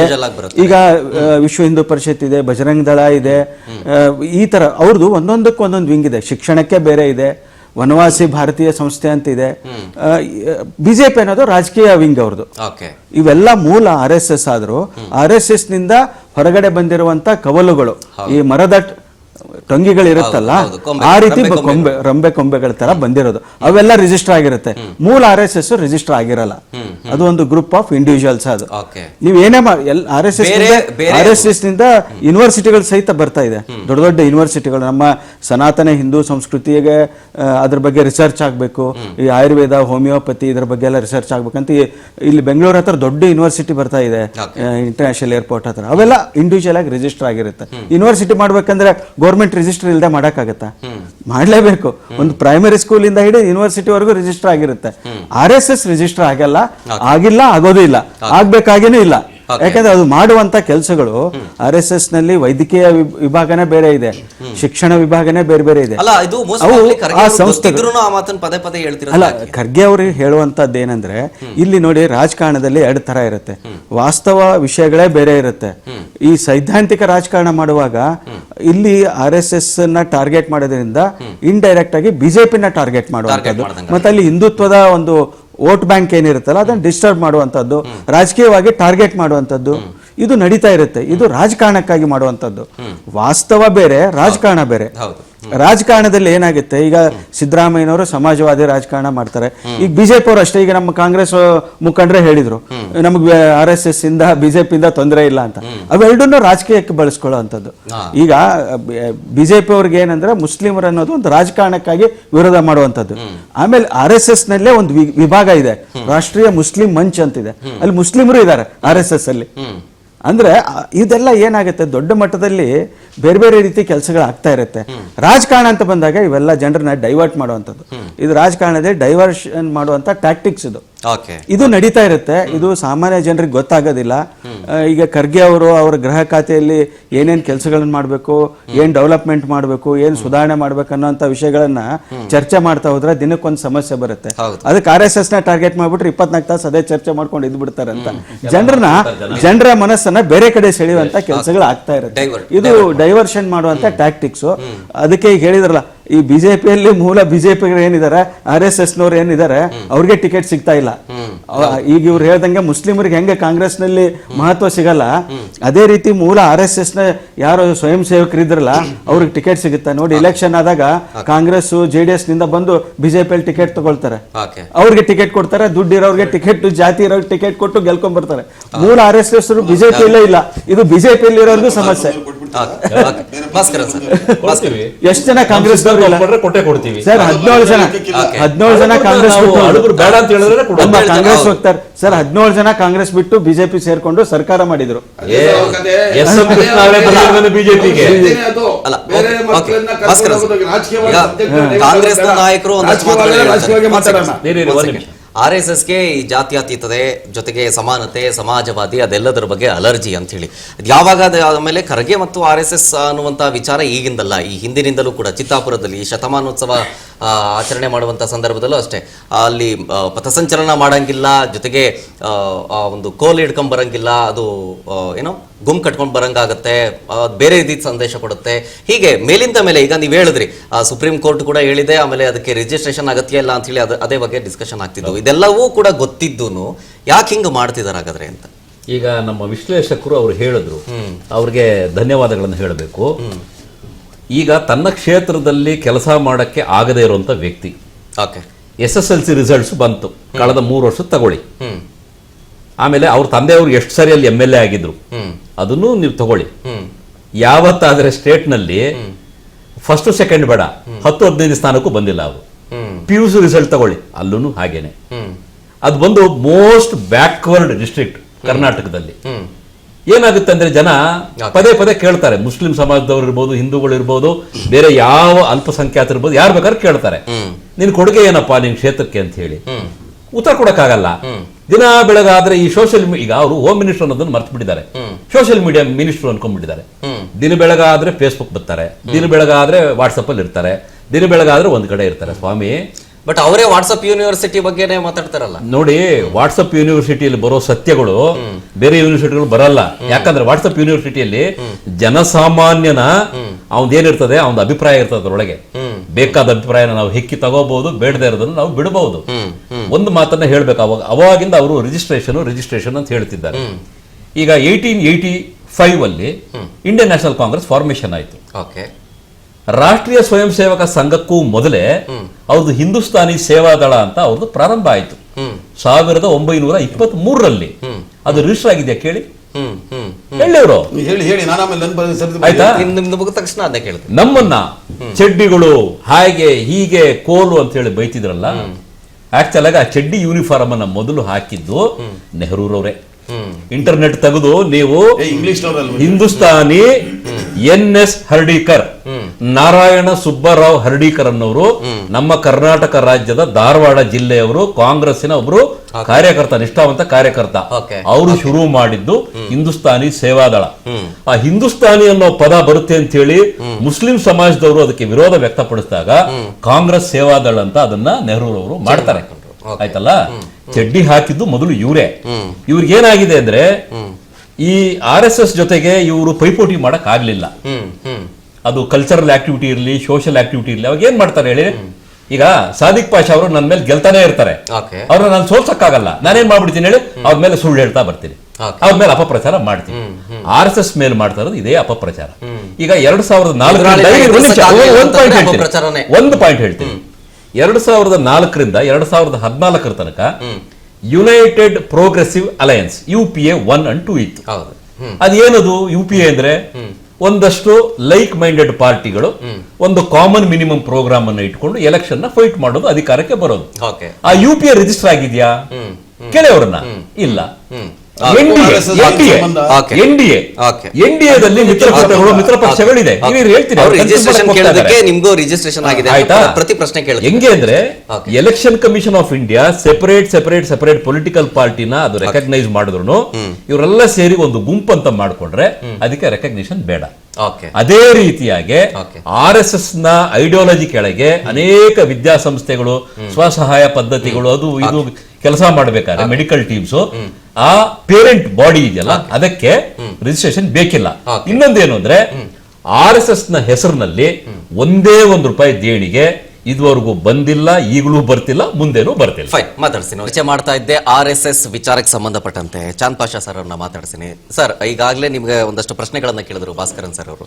ಈ ಹಿಂದೂಸ್ತಾನ್ ಸೇವಾದಳ ವಿಚಾರದ ಬಗ್ಗೆ ಮಾತಾಡಿದ್ರು, ಆಮೇಲೆ UPA ವಿಚಾರದ ಬಗ್ಗೆ ಮಾತಾಡಿದ್ರು. ಅಂದ್ರೆ ಈ RSS ನ ಒಂದು ಪರ್ಮಿಷನ್ ಬಗ್ಗೆ ಅಥವಾ ಒಂದು ರಿಜಿಸ್ಟ್ರೇಷನ್ ಬಗ್ಗೆ ಮಾತಾಡ್ತಾ ಇದ್ದೀರಿ. ನಿಮ್ದು ಈ ಹಿಂದೆ ಇದ್ದಂತ ಹಿಂದೂಸ್ತಾನ್ ಸೇವಾದಳದ ಬಗ್ಗೆ ಹೇಳಿ ಅಂತ ಒಂದು ಚಾಲೆಂಜ್ ಹಾಕಿದ್ರು. ಸರ್, ನಾವೀಗೇನು ಬಹಳ ಚಟುವಟಿಕೆ ಏನಿಲ್ಲ. ಮುಂದೆ ಏನ್ ಪ್ರಾರಂಭ ಮಾಡಿದ್ರು, ಯಾರು ಮಾಡಿಲ್ಲ ಅಂದ್ರೂ ತಪ್ಪೇ ಅದು. ಅವ್ರು ಮಾಡಿದ್ದು ಸರಿ, ನಮ್ದು ಸರಿ ಇಲ್ಲ ಅನ್ನೋ ಪ್ರಶ್ನೆನೇ ಇಲ್ಲ. ಇವತ್ತು ಬಹಳ ಆಕ್ಟಿವ್ ಆಗಿರುವಂತದ್ದು ಇವರು. ಯಾವ ಮಟ್ಟಕ್ಕೆ ಅಂದ್ರೆ ಕೇಂದ್ರದಲ್ಲಿ ಕೊಟ್ಬಿಡಿ ಬ್ರದರ್, ಇವತ್ತು ನ್ಯಾಷನಲ್ ಲೆವೆಲ್ ಪ್ರೆಸಿಡೆಂಟ್ ಇದ್ದಾರೆ. ಆಯ್ತು, ಮಾತಾಡೋಣ, ಸ್ವಲ್ಪ ಮಾತಾಡಕ್ ಬಿಟ್ಬಿಡಿ. ಕೆಲಸ ಮಾಡ್ತಾ ಇಲ್ಲ ಅಂತ ಅವ್ರು ಸುಳ್ಳು ಹೇಳಬಾರ್ದು. ಆಯ್ತು, ಮಾತಾಡೋದ್ ಬಿಟ್ಬಿಡಿ. ಅವ್ರಿಗೆ ಆ ಸಂಸ್ಥೆನೂ ಸೇವಾದಳು ಎಲ್ಲ ಒಂದೇ. ಆಯ್ತಾ? ಯಾವ ಮಟ್ಟಿಗೆ ಪ್ರಬಲವಾಗಿದೆ RSS ಅಂತ ಹೇಳಿದ್ರೆ, ಇವತ್ತೊಬ್ಬ ಪ್ರೈಮ್ ಮಿನಿಸ್ಟರ್ ಮಾಡಬೇಕಂತ ಹೇಳಿದ್ರು ಅವರ ಒಪ್ಪಿಗೆ ಬೇಕು. ಅವ್ರು ಒಪ್ಕೊಳ್ತಾರ ಬಿಡ್ತಾರೋ ಈ ದೇಶದ ಜನಕ್ಕೆ ಗೊತ್ತು. ಬಹಳಷ್ಟು ರಾಜ್ಯಗಳಲ್ಲಿ ಅಧಿಕಾರದಲ್ಲಿದ್ದಾರೆ. ಮುಖ್ಯಮಂತ್ರಿ ಮಾಡಬೇಕಾದ್ರೂ ಇಲ್ಲಿಂದಾನೆ ಫರ್ಮಾನ್ ಬರಬೇಕು. ಬರ್ಲಿ, ಅದರಲ್ಲಿ ಶಿಸ್ತು ಏನೋ ಇಟ್ಕೊಂಡಿದ್ದಾರೆ, ಮಾಡ್ಕೊಂಡು ಹೋಗ್ಲಿ. ಇಷ್ಟು ಪ್ರಬಲವಾಗಿರುವಂತಹ ಒಂದು ಸಂಸ್ಥೆ. ಒಮ್ಮೆ ಮಹಾತ್ಮ ಗಾಂಧಿ ಅವರು ಹರ್ಡಿಕರ್ ಅವರು ಕೇಳ್ತಾರಂತೆ, ನಿಮ್ಮಲ್ಲಿ ಇಷ್ಟು ಜನ ಅಲ್ಲಲ್ಲಿ ಸೇರ್ತಾರಲ್ಲ, ಇವ ಖರ್ಚು ವೆಚ್ಚ ಹೇಗ್ ನೋಡ್ತೀರಾ ಅಂತ. ನಾವ್ ಯಾರು ₹1 ಕೊಡೋದಿಲ್ಲ, ಎಲ್ಲ ಅವರಾಗ ಅವರೇ ಬರ್ತಾರೆ ಅಂತ ಹೇಳ್ತಾರಂತೆ. ಇವತ್ತಿನ ಕಾಲಘಟ್ಟದಲ್ಲಿ ಇವರೆಲ್ಲರೂ ಸೇರ್ಬೇಕಾದಾಗ ಸ್ವಂತ ಜೇಬಿಂದ ಬಂದ್ ಮಾಡಕ್ ಸಾಧ್ಯನಾ? ಹಣದ ಹರಿವು ಕೂಡ ಇದೆ, ದೇಣಿಗೆ ಕೂಡ ಬರೋದು ಸತ್ಯ. ಎಲ್ಲಿಂದ? ಕೋವಿಡ್ ಸಂದರ್ಭದಲ್ಲಿ ಇವರ ಅಂಗಸಂಸ್ಥೆಗಳಿಗೆ ಸರ್ಕಾರದಿಂದನೇ ಬಂದಿದೆ. ಕೇಳಿ, ಬೇಕಾದ್ರೆ ತಿಳ್ಕೊಳ್ಳಿ. ನಮ್ಮ ವಿಶ್ಲೇಷಕರು RSS ಅಂಗಸಂಸ್ಥೆಗಳು ಬೇರು ಕವಲೊಡೆದು, ಅಂದ್ರೆ ಸಂಸ್ಥೆಗಳು ಅಂತ ಬರೋದಿಲ್ಲ, ಅದು ಸಪರೇಟ್ ರಿಜಿಸ್ಟ್ರೇಷನ್, ಬೇರೆ ರಿಜಿಸ್ಟರ್ ಆಗಿರೋದು ಅಂಗಸಂಸ್ಥೆ ಅಂತ ಬರಲ್ಲ, ಅದು ಅಷ್ಟೇ ಬೇಕಿರೋದು. ಆಯ್ತು, RSS ನ ಬೇರು ಕವಲುಗಳೇ ರಿಜಿಸ್ಟರ್ ಮಾಡ್ಕೊಂಡಿರುವಾಗ ನಿಮ್ಮ ಬೇರು ನಿಮ್ಮ ಬಂದಿರಂತ ಕವಲುಗಳು ತಪ್ಪೇನಿದೆ, ಒಂದು ರಿಜಿಸ್ಟ್ರೇಷನ್ ಅಂತ ಮಾಡ್ಕೊಳ್ಳಿ. ಯಾಕೆ ಮಾಡ್ಕೋಬೇಕು? ನೀವು ಹೇಳಿದ್ರೆ ಅದು ನಿಮ್ಮಿದು. ನಮ್ಮನೇಲಿ ಉಪ್ಪಿಟ್ಟು ಮಾಡ್ಬೇಕಾ, ನಮ್ಮನೇಲಿ ಚಿತ್ರಾನ್ನ ಮಾಡ್ಬೇಕಾ, ಅದು ನಮ್ ಸ್ವರಾಜ್ಯ. ವಾಂಗಿ ಬಾತು ತಿನ್ನಿ ಸ್ವಾಮಿ.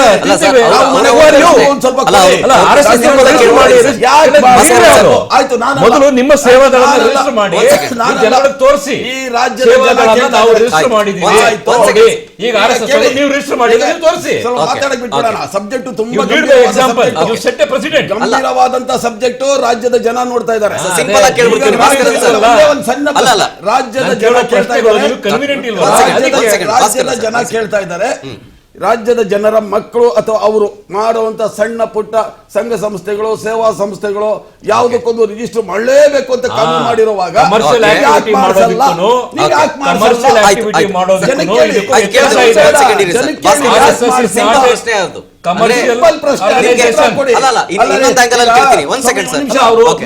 ವ್ಯಾಪಾರಕ್ಕೆ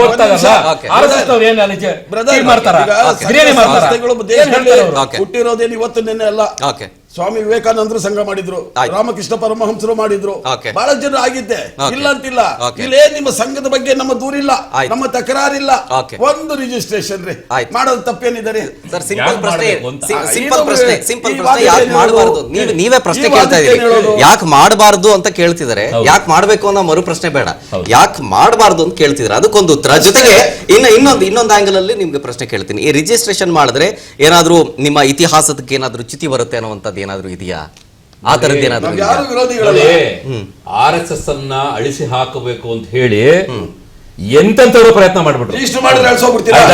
ಎಂತೆಂತವ್ರು ಪ್ರಯತ್ನ ಮಾಡ್ಬಿಟ್ರು. ನಾನು ಆಗ್ಲಿಂದ ಹೇಳ್ತಾ ಅಲ್ಲ, ಈ ಇದ್ದೀನಿ ಹಿಂದೆ ನೆಹರು RSS ಗೆ ಬ್ಯಾನ್ ಮಾಡ್ಬೇಕಾದ್ರೆ ಅವ್ರ ಕೈ ಕಾಲು ಹಿಡಿಯಕ್ ಹೋಗಿದ್ರು ಅಂತ ಹೇಳ್ತಾರೆ. ಅದೆಲ್ಲ ಪ್ರಿಯಾಂಕರ್ಗೆ ಸೃಷ್ಟಿ ಮಾಡೋದು ಸುಳ್ಳದು. ನೆನ್ನೆ ಮನೆ ಬಂದಿರೋದವಲ್ಲ. ಆ ರೀತಿ ಏನಾರ ಇತ್ತು ಅಂದ್ರೆ, ಆ ರೀತಿ ಏನಾರ ಪತ್ರಗಳು ಬರ್ದಿದ್ರೆ ಅವ್ರು ಹೇಳ್ತಾ ಇರೋದು ಯಾವ ಸಮಯ ಅಂದ್ರೆ ಮಾಧವ್ ಸದಾಶಿವ ಗೋಲ್ವಲ್ಕರ್ ಆ ಪೀರಿಯಡ್ ಹೇಳ್ತಾ ಇದ್ದಾರೆ. ಇಂಗ್ಲಿಷ್ ತೋರಿಸಿ. ಇಂಗ್ಲಿಷ್ ಜೊತೆ ಸೇರಿರ್ಲಿಲ್ವಾ? ನಿಮ್ಮ ಗಾಂಧಿ ಅವರನ್ನು ವೈಸ್ರಾಯ್ ಲೆಟರ್ ಬರೀಬೇಕಾದ್ರೆ ನಿಮ್ಮ ಮೋಸ್ಟ್ ಒಬೀಡಿಯಂಟ್ ಸರ್ವೆಂಟ್ ಅಂತ ಬರೀತಿದ್ರು. ಮಹಾತ್ಮ ಗಾಂಧಿನು ವೈಸ್ರಾಯ್ ಲೆಟರ್ ಬರೀಬೇಕಾದ್ರೆ ಬ್ರಿಟಿಷ್ ಎಂಪೈರ್ ನ ಮೋಸ್ಟ್ ಒಬೀಡಿಯಂಟ್ ಸರ್ವೆಂಟ್ ಅಂತ ಅವರು ಬರೀತಿದ್ರು ಸಿಗ್ನೇಚರ್. ಜ್ಞಾಪಕ ಇರಲಿ.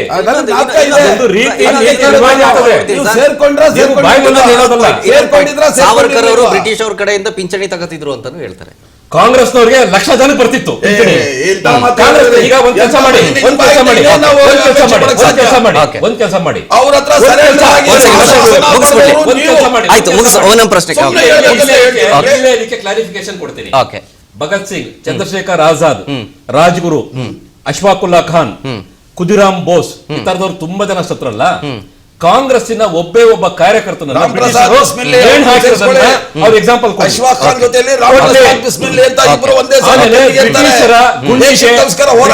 ಲಾಠಿ ಚಾರ್ಜ್ ಒಬ್ಬೇ ಒಬ್ಬ ಕಾಂಗ್ರೆಸ್ಸಿಗರ ಹೆಸರನ್ನ ಕೊಡ್ಲಿ. ಕಾಂಗ್ರೆಸ್ ಅವರು ಹೇಳೋದೆಲ್ಲ ಸುಳ್ಳು. ಆರ್ಎಸ್ಎಸ್ ಅಲ್ಲ, ಸ್ವಾತಂತ್ರ್ಯ ಹೋರಾಟದಲ್ಲಿ ಆರ್ಎಸ್ಎಸ್ ಇರ್ಲೇ ಇಲ್ಲ. ಚರ್ಕಾ ಸುತ್ತಿದ್ದಕ್ಕೆ ಬಂದಿಲ್ಲ ಸ್ವಾತಂತ್ರ್ಯ. ಬೇರೆ ಜನಗಳಿದ್ರಲ್ಲ, ಭಗತ್ ಸಿಂಗ್ ಅಂತವ್ರು ಅವರ ತ್ಯಾಗ ಮತ್ತು ಬಲಿದಾನದಿಂದ ಬ್ರಿಟಿಷರು ಹೆದರ್ಕೊಂಡು ನನಗೆ ಸ್ವರಾಜ್ಯ ಕೊಟ್ಟಿದ್ದು. ಇವರು ಕೂತ್ಕೊಂಡು ದೇವಸ್ಥಾನಗಳಲ್ಲಿ ಕೂತ್ಕೊಂಡು ಕುರಾನ್ ಓದ್ಬಿಟ್ಟು ಯಾಕೆ ಮಾತಾಡಬಾರ್ದು?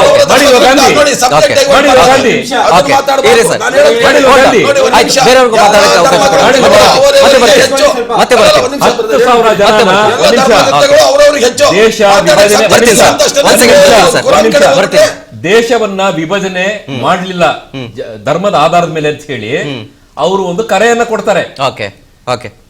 16th August 1946 ಒಂದೇ ದಿನ 10,000 ಜನ ಹಿಂದೂಗಳನ್ನ ಕೊಲ್ತಾರೆ. ಗಾಂಧೀಜಿ ತುಟಿನೇ ಬಿಚ್ಚಲ್ವಲ್ಲ.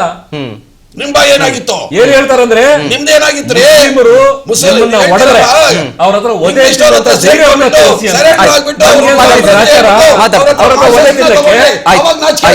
ಒದೆತಿದ್ದಕ್ಕೆ ನಮ್ಗೇನ್ ಗ್ರಾಚಾರ?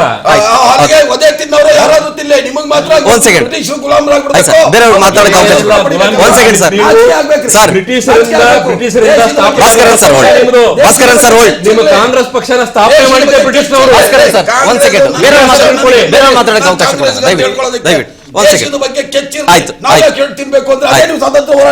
ಬೇರೆಯವ್ರಿಗೂ ನಾವು ಮಾತಾಡಕ್ಕೆ ಅವಕಾಶ ಕೊಡೋಣ. ಹೇಳಿ ಸರ್, ಹೇಳಿ. ಒಂದು ಮಾತು ನಮ್ಮ ಭಾಸ್ಕರ್ ಬ್ರದರ್ ಅವರು ಹೇಳಿದ್ರು. ಓಕೆ, ರಾಜಕೀಯ ಮಾತ್ರದಲ್ಲಿ ನಾವು ಇದರಲ್ಲಿ ಇನ್ವಾಲ್ವ್ ಆಗಲ್ಲ. ಯಾವಾಗ ಧರ್ಮದ ಬರುತ್ತೆ, ಯಾವಾಗ ಮುಸಲ್ಮಾನರು ಬರುತ್ತೆ, ಆವಾಗ ನಾನು ಹೇಳಲೇಬೇಕು. ಇನ್ನೊಂದು ಏನಂದ್ರೆ ನೋಡಿ, ಸ್ವತಂತ್ರ ಟೈಮು ಆವಾಗ ಶುರು ಆಯ್ತಲ್ಲ, ಆವಾಗೆ ಫಸ್ಟು ಇದು ಮಸೀದಿ ಕಡೆಯಿಂದ ಮದ್ರಸೆಯಿಂದನೇ ಶುರುವಾಗಿದ್ದು. ರೇಷ್ಮಿ ರುಮಾಲ್ ಅಂತ ಅದು ಶುರು ಆಯ್ತು. ಒಂದು ತಹರೀರು ನಮ್ಮ ಉಲ್ಮಾಗಳು ಶುರು ಆಗಿದ್ದು ಬ್ರಿಟಿಷ್ನವರು ಇದಕ್ಕೆ ಯುದ್ಧ ಮಾಡಕ್ಕೆ, ಅವ್ರಿಗೆ ಕಳ್ಸಕ್ಕೆ ಶುರು ಆಗಿದ್ದು ಅಲ್ಲಿಂದೆ. ನೋಡಿ, ಇನ್ನೊಂದು ಮಾತು, ಈಗ ನಾವು ಏನ್ ಪ್ರೂಫ್ ಕೊಡಲ್ಲ. ಖುರಾನ್ ಓದ್ಕೊಂಡು ಕೂತ್ಕೊಂಡಿದ್ರಲ್ಲ, ಅದೇ ಖುರಾನ್ ಮಾಡಿದ್ದು ಈಗ ಭಾರತ. ಅದ್ ಬಿಡಿ, ಕೇಳಿಸ್ಕೊಂಡಿರಿ ಸರ್.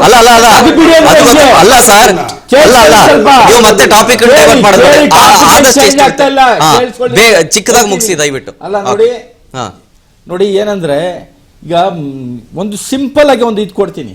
ದಿಲ್ಲಿಗೆ ಹೋಗೋಣ, ಇಂಡಿಯಾ ಗೇಟ್ ಮೇಲೆ ಯಾರ ಹೆಸರುಗಳು ಜಾಸ್ತಿ ಇರೋದು? 3,000 ಚಿಲ್ಡ್ರನ್. ನನಗೆ ನೀವು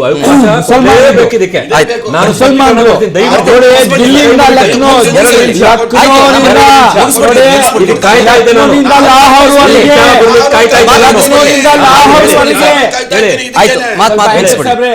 ಲಕ್ನೋನಿಂದ ಲಾಹೋರ್ವರೆಗೆ ನಮ್ಮ ಉಲ್ಮಗಳಿಗೆ ಮರಗಳಿಗೆ ನ್ಯಾಣ ಹಾಕಿದ್ರು. ಲಕ್ಷಾಂತರ ಉಲ್ಮಗಳಿಗೆ ಸಾಯಿಸಿದ್ರು. ಬಲಿದಾನ ಕೊಟ್ಟು ನಾವು ಬಂದಿದ ಮೇಲೆ ನಮ್ಮ ಬ್ರದರ್ ಹೇಳ್ತಾರೆ ಏನು ಅಂತ, ಖುರಾನ್ ಓದ್ಕೊಂಡಿದ್ರೆ ಅದೇ ಖುರಾನ್ ನಮ್ಗೆ ಈಗ ಭಾರತ ಕೊಟ್ಟಿದ್ದು. ಸತ್ಯ ಹೇಳಿದ್ರೆ ನೋಡಿ, ಬೇಜಾರಾಗುತ್ತೆ, ನನಗೆ ತುಂಬಾ ಬೇಸರ ಆಗುತ್ತೆ. RSS ಇದು ಭಯ ತೋರಿಸ್ತಾ ಇದ್ದಾರೆ ಕಾಂಗ್ರೆಸ್ನವರು, ಅದು ಬೇರೆ. ತುಂಬಾ ದೊಡ್ಡ ತಪ್ಪು. ನಿಜವಾಗ್ಲೂ ಒಂದು ಉದಾಹರಣೆ ಕೊಟ್ಬಿಡ್ತೀನಿ. ಹೇಳ್ತಾರಲ್ಲ, ಜಾಫರ್ ಶರೀಫ್ ಅವರು ಬದುಕಿದ್ರು, ಇದೇ ನಾಗಾವರ ಗ್ರೌಂಡ್ ಹತ್ರ RSS ನ ಒಂದು ದೊಡ್ಡ ಸಮಾವೇಶ ಆಯ್ತು. ಓಕೆ. ನಾನು ಕೂಡ ಅವ್ರ ಜೊತೆಲಿ ಹೋಗಿದ್ದೆ. ಅಡ್ವಾಣಿ ಅವರೆಲ್ಲ ಇದ್ರು, ದೊಡ್ಡವರೆಲ್ಲ ಇದ್ರು. ಅವರ ಶಾಖೆಗೆ ಭೇಟಿ ಕೊಟ್ಟು ಜಾಫರ್ ಶರೀಫ್ ಒಂದು ಮಾತು ಹೇಳ್ತಾರೆ, ನೋಡಿ ನೀವು ನಡೆದು ಬರುವಂತ ದಾರಿ ಇದೆಯಲ್ಲ, ನನ್ನ ಕ್ಷೇತ್ರಕ್ಕೆ ಸಂಬಂಧಪಟ್ಟಿದ್ದು ಟ್ಯಾನಿ ರೋಡ್ ಅಂತ ಸಿಗುತ್ತೆ, ಬಹಳಷ್ಟು ಬಡವರಲ್ಲಿ ಇರುವಂತ ಜಾಗ, ಯಾವುದೇ ನಮಗೆ ಆ ಕಡೆ ಯಾರೂ ಹತ್ತಿಕರ ಘಟನೆ ನಡೆಯಲ್ಲ, ನಿಮ್ಮನ್ನು ಸ್ವಾಗತ ಮಾಡ್ತೀವಿ, ನೀವು ಕೂಡ ಶಾಂತಿಪೂರ್ವಕವಾಗಿ ಬನ್ನಿ ಅಂದ್ರು. ಅಲ್ಲಿಂದನೇ ಪಥಸಂಚಲನ ಹೋಯ್ತು. ಹೆಂಗ್ ಸ್ವಾಗತ ಮಾಡಿದ್ವಿ, ಹೆಂಗ್ ಸ್ವಾಗತ ಮಾಡಿದ್ವಿ ಗೊತ್ತಾ? ಇದು ನಾನು ಸ್ವತಃ ಜೊತೆಯಲ್ಲಿದ್ದು ನಾನು ನೋಡಿರುವಂತದ್ದು. ನಮಗೆ ದ್ವೇಷ ಇಲ್ಲ, ಅದು ಒಂದು ಸಂಘ ಸಂಸ್ಥೆ, ಅವರ ಧೋರಣೆ ಅವ್ರಿಗೆ ಸೇರಿದ್ದು. ನಮ್ಮ ಪ್ರಶ್ನೆ ಇಷ್ಟೇ, ಸಬ್ಜೆಕ್ಟ್ ಬಂತು, ನಮ್ಮ ಗೃಹ ಮಂತ್ರಿಗಳು ಹೇಳಿದ್ರು ರಿಜಿಸ್ಟ್ರೇಷನ್, ಅವ್ರು ಒಂದಿನ ಹೇಳಬಾರ್ದಾಯ್ತು, ಅದನ್ನ ಎಲ್ಲಾ ಸಂಘ ಯಾರು ಮಾಡ್ಕೊಂಡಿಲ್ವೋ ಎಲ್ಲರೂ ಮಾಡಿ ಅಂತ ಹೇಳ್ಬೇಕಾಗಿತ್ತು. ಅವಾಗ ಒಂದು ಶಾಂತಿ ಸುವ್ಯವಸ್ಥೆ ಕಾಪಾಡೋ ದೃಷ್ಟಿಯಿಂದ ಹೇಳಿ ಎಲ್ಲಾ ಸಂಘ ಸಂಸ್ಥೆಗಳಿಗೂ ಅಂತಾನು ಹೇಳಿದ್ದಾರೆ, ಬಟ್ ಮೆನ್ಷನ್ ಮಾಡಿದ್ದಾರೆ ಅನ್ನೋದು ಅಷ್ಟೇ. ಅದ್ರ ಬಗ್ಗೆ ಮಾಡೋದು ಬಿಡೋದು ನಿಮಗ್ ಸೇರಿದ್ದು. ನಾನು ಇಷ್ಟೇ ನಿಮಗ್ ಕೇಳಿದ್ದು, ಯಾಕೆ ಮಾಡಬಾರ್ದು, ಮಾಡ್ಬಿಡಿ, ಒಂದು ಸಣ್ಣ ವಿಚಾರ.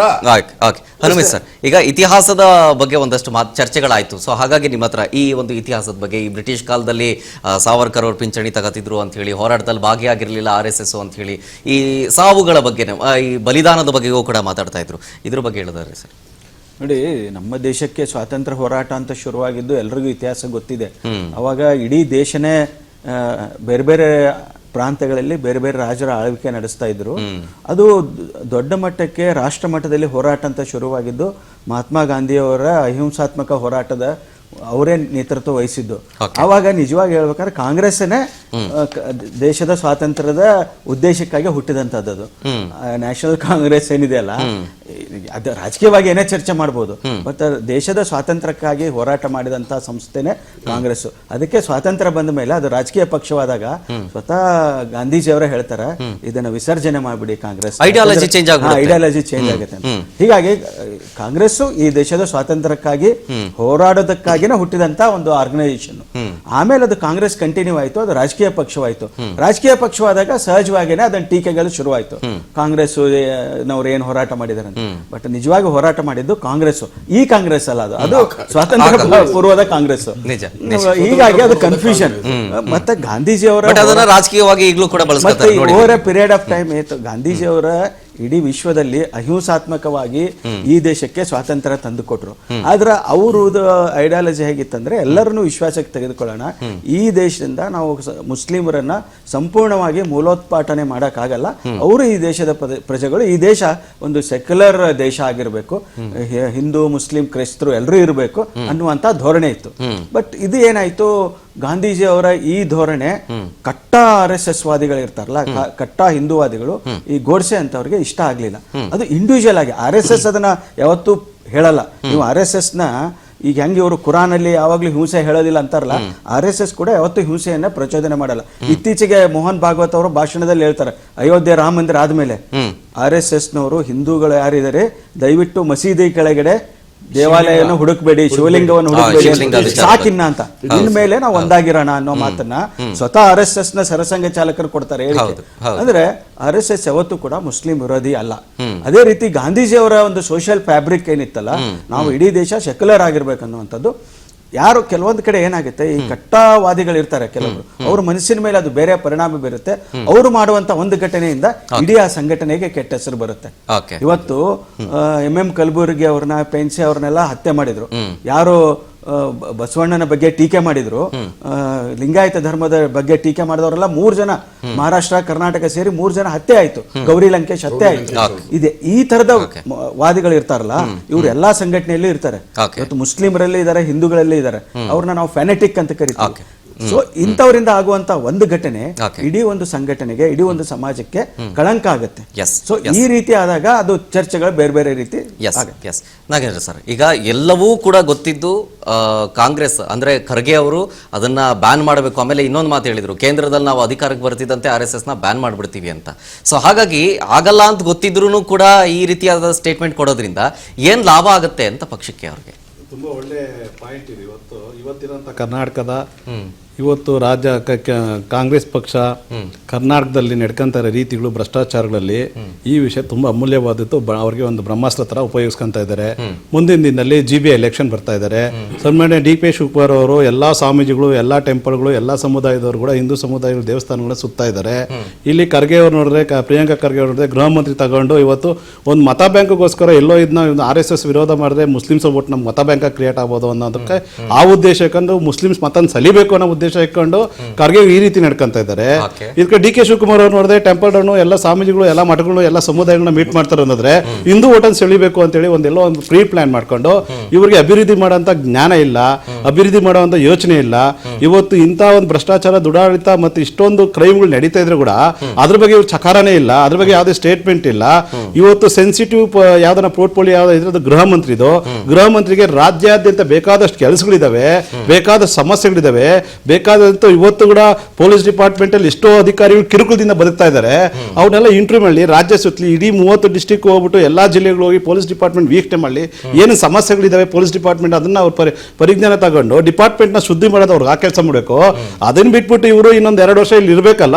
ಇರ್ಬೇಕಂತಂದ್ರೆ ಏನು ಇವಾಗ GBI ಎಲೆಕ್ಷನ್ಗೆ ಕಾಂಟ್ರವರ್ಸಿ ಮಾಡೋಕ್ಕೋಸ್ಕರ ಇಲ್ಲಿ ಕುಂತಿದ್ದಾರೆ. ಗೃಹ ಮಂತ್ರಿಗಳು ಬಂದಿರೋದೇ ರಾಜ್ಯದ ಕನ್ನಡಿಗರನ್ನ ನಿದ್ದೆ ಕೆಡಿಸೋದು, ಮತ್ತೆ ಇವತ್ತು ಇಲ್ಲಿ ಸಮಾಜದ ಸಾಮರಸ್ಯನ ಹಾಳು ಮಾಡುವಂಥದ್ದು, ಮತ್ತೆ ಒಂದು ಮತ ಬ್ಯಾಂಕ್ ಹೆಂಗ್ ಕ್ರಿಯೇಟ್ ಮಾಡ್ಕೋಬೇಕಂತ ಸ್ಟ್ರಾಟಜಿಕ್ಸ್ ಪಡ್ಕೊಂಡು ಕಾಂಗ್ರೆಸ್ ಅಲ್ಲಿ ಅವತ್ತಿಂದ ಇವತ್ತವರೆಗೂ ಕೂಡ ಮತ ಬ್ಯಾಂಕ್ಗೋಸ್ಕರ ಹೋರಾಟ ಮಾಡ್ತಾವ್ರೆ ಹೊರತು ಯಾವ್ದೇ ಅಭಿವೃದ್ಧಿ ಮಾಡ್ತಾ ಇಲ್ಲ. 7 ಕೋಟಿ ಜನ ರಕ್ಷಣೆ ಇಲ್ಲ. ಇವತ್ತು ಮಹಿಳೆಯರ ರಕ್ಷಣೆ ಎಲ್ಲಿದೆ ರಾಜ್ಯದಲ್ಲಿ?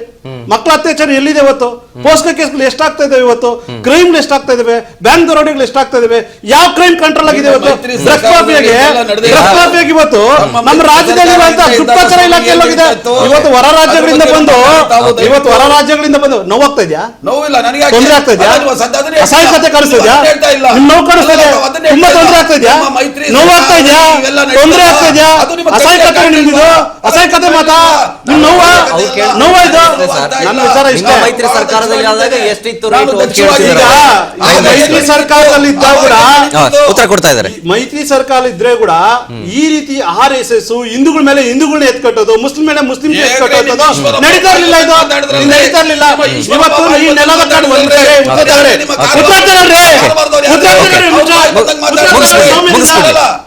ಅವ್ರ ಕಾಲದಲ್ಲಿ ಏನಾಗಿತ್ತು? ಮೈತ್ರಿ ಅವ್ರು ಏನ್ ಮಾಡಿದ್ರು?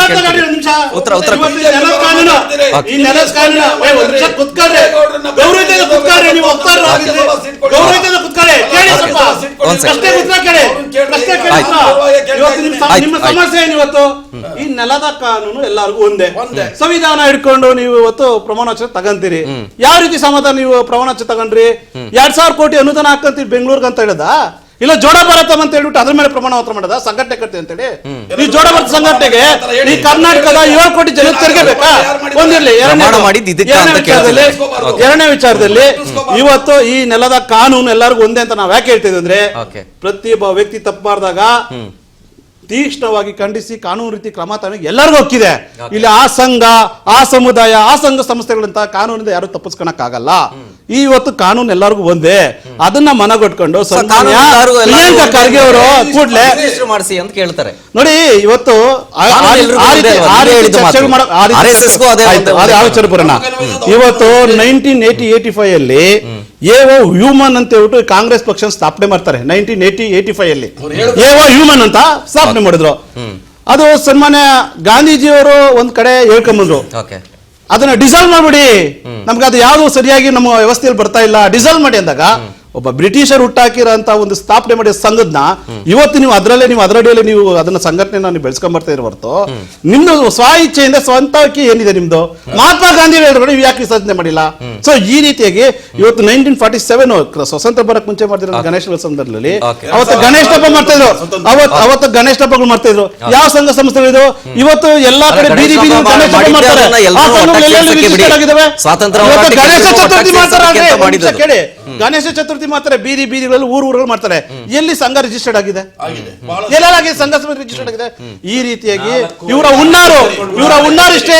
ಜಿಬಿ ಎಲೆಕ್ಷನ್ಗೆ ಮತ ಬ್ಯಾಂಕ್ ಗಣಪತಿ ಕೂರಿಸೋ ವಿಚಾರಕ್ಕೆ ಸಮುದಾಯ ಅನ್ನೋದೇ ಟಾರ್ಗೆಟ್ ಅಲ್ಲ. ಗಣಪತಿ ವಿಸರ್ಜನೆಗೂ ಒಂದು ಟಾರ್ಗೆಟ್ ಇದು. ಒಂದು ಸಮುದಾಯನ ಟಾರ್ಗೆಟ್ ಮಾಡ್ಕೊಂಡು ಮತ ಬ್ಯಾಂಕ್ ಕ್ರಿಯೇಟ್ ಮಾಡ್ಕೊಂಡು ಒಂದ್ ಕಡೆ ಹಿಂದೂ ಮತಗಳು ಸೆಳಿಬೇಕು, ಇನ್ನೊಂದ್ ಕಡೆ ಒಂದು ಸಮುದಾಯದ ಮತಗಳು ಸೆಳಿಬೇಕನ್ನೋದೇ ಇವ್ರ ಅಜೆಂಡಾ. ಇವತ್ತು ಅಹಿಂದೂ ನಾಯಕ ವ್ಯವಸ್ಥೆ ಇಲ್ಲ ಅಲ್ಲಿ. ಇವತ್ತು ಕಾಂಗ್ರೆಸ್ ಪಕ್ಷದಲ್ಲಿ ಅಹಿಂದೂನೇ ನಾಯಕ ಇಲ್ಲ ಅಲ್ಲಿ. ಕಾಂಗ್ರೆಸ್ ಪಕ್ಷದಲ್ಲಿ ಅಹಿಂದೂನೇ ನಾಯಕ ಇಲ್ಲ ಇಲ್ಲಿ. ಈಗ ಅವ್ರು ಇರೋದು ಒಂದೇ ಅವಸ್ಥೆ.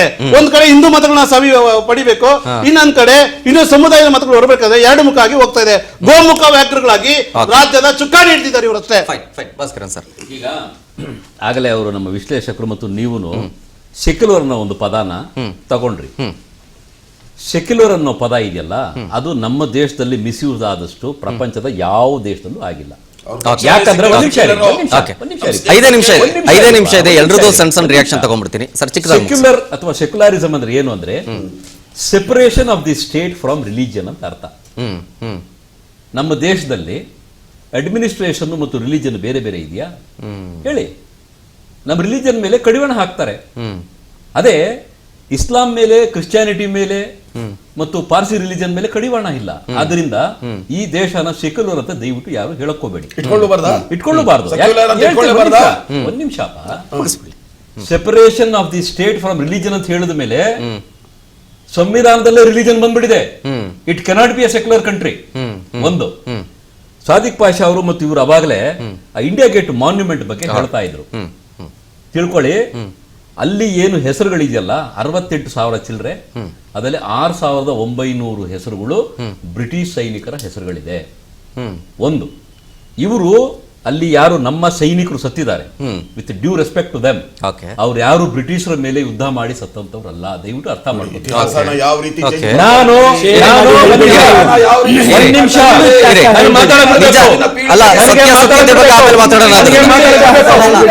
ನಾನು ಮಾತಾಡ್ಬಿಡ್ರಿ, ಇವತ್ತು ಮಾತಾಡ್ಬಿಟ್ಟಿಲ್ಲ, ನಾನು ಬಿಡೋದಿಲ್ಲ. ವರ್ಲ್ಡ್ ವಾರ್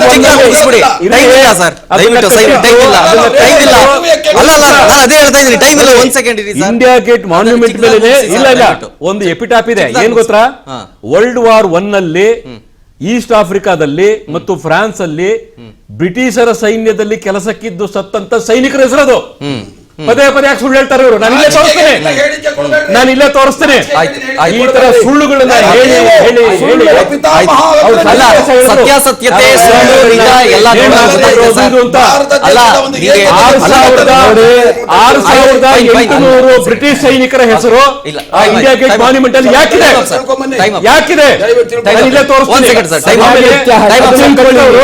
ಸರ್ ಎಡ್ವರ್ಡ್ ಲೂಟೆನ್ಸ್ ಅಂತ ಬ್ರಿಟಿಷ್ ಅಧಿಕಾರಿ ಯಾರ ಹತ್ರ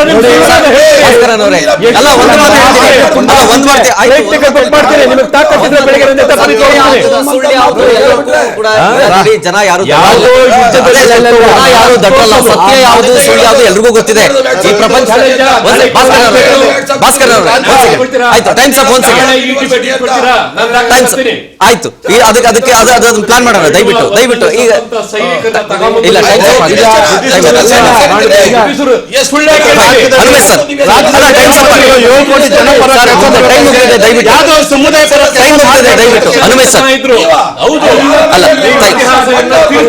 ರಾಜ್ಯದ ಗೃಹ ಮಂತ್ರಿಗಳು ಅಲ್ಲ, ಎಲ್ಲರೂ ಮಾತಾಡಿದ್ರೆ ಕೇಳಲ್ಲ ಸರ್. ಒಂದ್ ಸೆಕೆಂಡ್ ಏನ್ ಗೊತ್ತಾ, ಇತಿಹಾಸ ಈಗ ನೋಡಿ, ಈಗ ಜನ ದಡ್ರಲ್ಲ, ಎಲ್ರೂ ವಿದ್ಯಾವಂತರೇ, ಎಲ್ರೂ ತಿಳ್ಕೊಂಡಿದ್ದಾರೆ, ಎಲ್ರಿಗೂ ಗೊತ್ತಿದೆ ಯಾರಿಗ್ ಅಲ್ಲ ಸರ್. ಒಂದ್ ಸೆಕೆಂಡ್, ಯಾವ್ದು ನಿಜ ಯಾವ್ದು ಸುಳ್ಳು ಅಂತ ಜನಕ್ಕೆ ಗೊತ್ತಿದೆ. Okay fine. ಅನುವೆ sir finally last reaction sir. Last reaction. ಒಂದ್ ಸೆಕೆಂಡ್ ಸರ್, ಒಂದ್ ಸೆಕೆಂಡ್ ದಯವಿಟ್ಟು ಹಿರಿಕರ ಹತ್ರ ಇರೋದೇ ಒಂದ್ ನಿಮಿಷ ದಯವಿಟ್ಟು. ಅವರ ಉದ್ದೇಶ ಕೇವಲ ರಾಜಕೀಯ ಸಂಘರ್ಷ ಬಿಟ್ರೆ ಇದರಲ್ಲಿ ಬೇರೆ ಏನು ಉದ್ದೇಶಗಳಿಲ್ಲ. ರಾಜ್ಯದಲ್ಲಿ ಒಂದು ಬಿಜೆಪಿನ ಟಾರ್ಗೆಟ್ ಮಾಡಬೇಕು, ಬಿಜೆಪಿಯ ಮೂಲ ಬೇರಿರುವಂತದ್ದು RSS. ಹೀಗಾಗಿ RSS ನ ರಾಜಕೀಯವಾಗಿ ಟಾರ್ಗೆಟ್ ಮಾಡೋದಕ್ಕೆ ಈ ಒಂದು ವಿಷಯವನ್ನ ರಿಜಿಸ್ಟ್ರೇಷನ್ ಅನ್ನುವಂಥದ್ದು ಏನಿದೆ, RSS ರಿಜಿಸ್ಟರ್ ಆಗ್ಬೇಕನ್ನುವಂತ ವಿಷಯವನ್ನ ಪದೇ ಪದೇ ಹೇಳ್ತಾ ಇದ್ದಾರೆ. ಆದ್ರೆ ಒಂದಂತೂ ನಿಜ, RSS ಮಾಡ್ತಾ ಇರುವಂತ ಕೆಲಸಗಳೇನಿದೆ ಈಗಾಗಲೇ 100 ವರ್ಷ ಆಗಿದೆ. ಮುಂದಿನ 100 ವರ್ಷ ಅಲ್ಲ, ಎಷ್ಟೇ ವರ್ಷಗಾದ್ರೂ ಅದು ಸಂಘಟನೆ ಉಳಿಯುತ್ತೆ. ಅದಕ್ಕೆ ಪ್ರಮುಖವಾದಂತ ಕಾರಣ ಅವ್ರು ಮಾಡ್ತಾ ಇರುವಂತ ಸಮಾಜಮುಖಿ ಕೆಲಸಗಳು, ಶಿಕ್ಷಣ, ಸಾಹಿತ್ಯ ಇರಬಹುದು, ಅಥವಾ ನಮ್ಮ ದೇಶದ ಪರಂಪರೆ ಇರ್ಬೋದು, ಅಥವಾ ಈ ಪ್ರಕೃತಿ ವಿಕೋಪಗಳಾದಂಗ ಅವ್ರು ಮಾಡುವಂತ ಕೆಲಸಗಳಿರ್ಬೋದು. ಈ ಕಾರಣಕ್ಕಾಗಿ RSS ನಿರಂತರವಾಗಿ ಜನರಿಗೆ ಇಷ್ಟ ಆಗ್ತಾ ಇದೆ. ಅನೇಕ ಕಾಂಗ್ರೆಸ್ ನಾಯಕರು ಕೂಡ ಅದನ್ನ ಇಷ್ಟಪಟ್ಟಿದ್ದಾರೆ. ಶಾಖೆಗೆ ಹೋಗಿದ್ದಾರೆ, ಅಂಬೇಡ್ಕರ್ ಹೋಗಿದ್ದಾರೆ, ನೆಹರು ಹೋಗಿದ್ದಾರೆ, ಇಂದಿರಾ ಗಾಂಧಿ ಹೋಗಿದ್ದಾರೆ, ರಾಜೀವ್ ಗಾಂಧಿ ಹೋಗಿದ್ದಾರೆ, ಎಲ್ಲರೂ ಹೋಗಿದ್ದಾರೆ. ಹೀಗಾಗಿ RSS ಅನ್ನುವಂಥದ್ದು ಒಂದು ರಾಜಕೀಯ ಟಾರ್ಗೆಟ್ ಬಿಟ್ರೆ RSS ನ ಅಳಿಸೋದಕ್ಕಾಗ್ಲಿ ಬೇರೆ ಏನು ಮಾಡೋದಕ್ಕೂ ಇದು ಸಾಧ್ಯ ಇಲ್ಲ. ಇದೊಂದು ರಾಜಕೀಯ ಟಾರ್ಗೆಟ್ ಅಷ್ಟೇ. Yes, fine, thank you all. Time up ಆಯ್ತು, ದಯವಿಟ್ಟು ಕ್ಷಮಿಸಿ. ಅಲ್ಲ ಟೈಮ್ ಆಗುತ್ತೆ. ಎಲ್ಲ ಏನ್ ಗೊತ್ತಾ, ಅದಕ್ಕೇನೆ ಒಬ್ರು ಮಾತಾಡಿದ್ರೆ ಒಬ್ಬೊಬ್ರು ಮಾತಾಡಿದ್ರೆ ಟೈಮ್ ಕರೆಕ್ಟ್ ಆಗುತ್ತೆ. ಎಲ್ಲ ಒಟ್ಟಿಗೆ ಮಾತಾಡ್ಬಿಟ್ರೆ ಅದಕ್ಕೆ ಟೈಮ್ ಸಾಕಾಗೋದಿಲ್ಲ. ನೋಡಿ, ಒಳ್ಳೆ ವಿಚಾರ ಕೊಟ್ಟಿದ್ರು ಸರ್. ಹಾಗಾಗಿ ಖಂಡಿತ ನೋಡೋಣ. Yes thank you all, thank you so much. But overall ಆಗಿ ಈಗ ನೋಡಿ, ನಾನು ಅದನ್ನೇ ಹೇಳ್ತಾ ಇದ್ದಿದ್ದು, ಇತಿಹಾಸದ ಬಗ್ಗೆ ಆಗಿರ್ಲಿ, ಎಲ್ಲರೂ ಕೂಡ ವಿದ್ಯಾವಂತರಾಗಿದ್ದಾರೆ. ಯಾರು ನಿಜ ಹೇಳ್ತಾ ಇದ್ದಾರೆ, ಯಾರು ಸುಳ್ಳು ಹೇಳ್ತಾ ಇದ್ದಾರೆ, ಜನಕ್ಕೆ ಆಲ್ರೆಡಿ ಗೊತ್ತಿದೆ. ಸುಳ್ಳು ಹೇಳ್ತಾ ಇದ್ದಾರೆ ಅನ್ನೋದು ಗೊತ್ತಾದ್ಮೇಲೆ ಜನರ ಕಣ್ಣಿಗೆ ಯಾವ ರೀತಿಯಾಗಿ ನಾವು ಕಾಣಿಸ್ತಿದೀವಿ ಅಂತಾನೂ ಕೂಡ ಗೊತ್ತಿರುತ್ತೆ. ಫೈನ್. ಬಟ್ ಈ RSS ರಿಜಿಸ್ಟ್ರೇಷನ್ ವಿಚಾರಕ್ಕೆ ಸಂಬಂಧಪಟ್ಟಂತ ಬೆಳವಣಿಗೆಗಳು ಮುಂದಿನ ದಿನದಲ್ಲಿ ಯಾವ ರೀತಿ ಆಗುತ್ತೆ ಕಾದ್ ನೋಡೋಣ. ಇದಿಷ್ಟು ಇವರೆಗಿನ ಚದುರಂಗ ಡಿಬೇಟ್ ಕಾರ್ಯಕ್ರಮದ ವಿಶೇಷ. ನೋಡ್ತಾ ಇರಿ ರಾಜ್ ನ್ಯೂಸ್ ಕನ್ನಡ, ಜನಸೇವೆಗೆ ನಾವು ಸದಾ ಸಿದ್ಧ.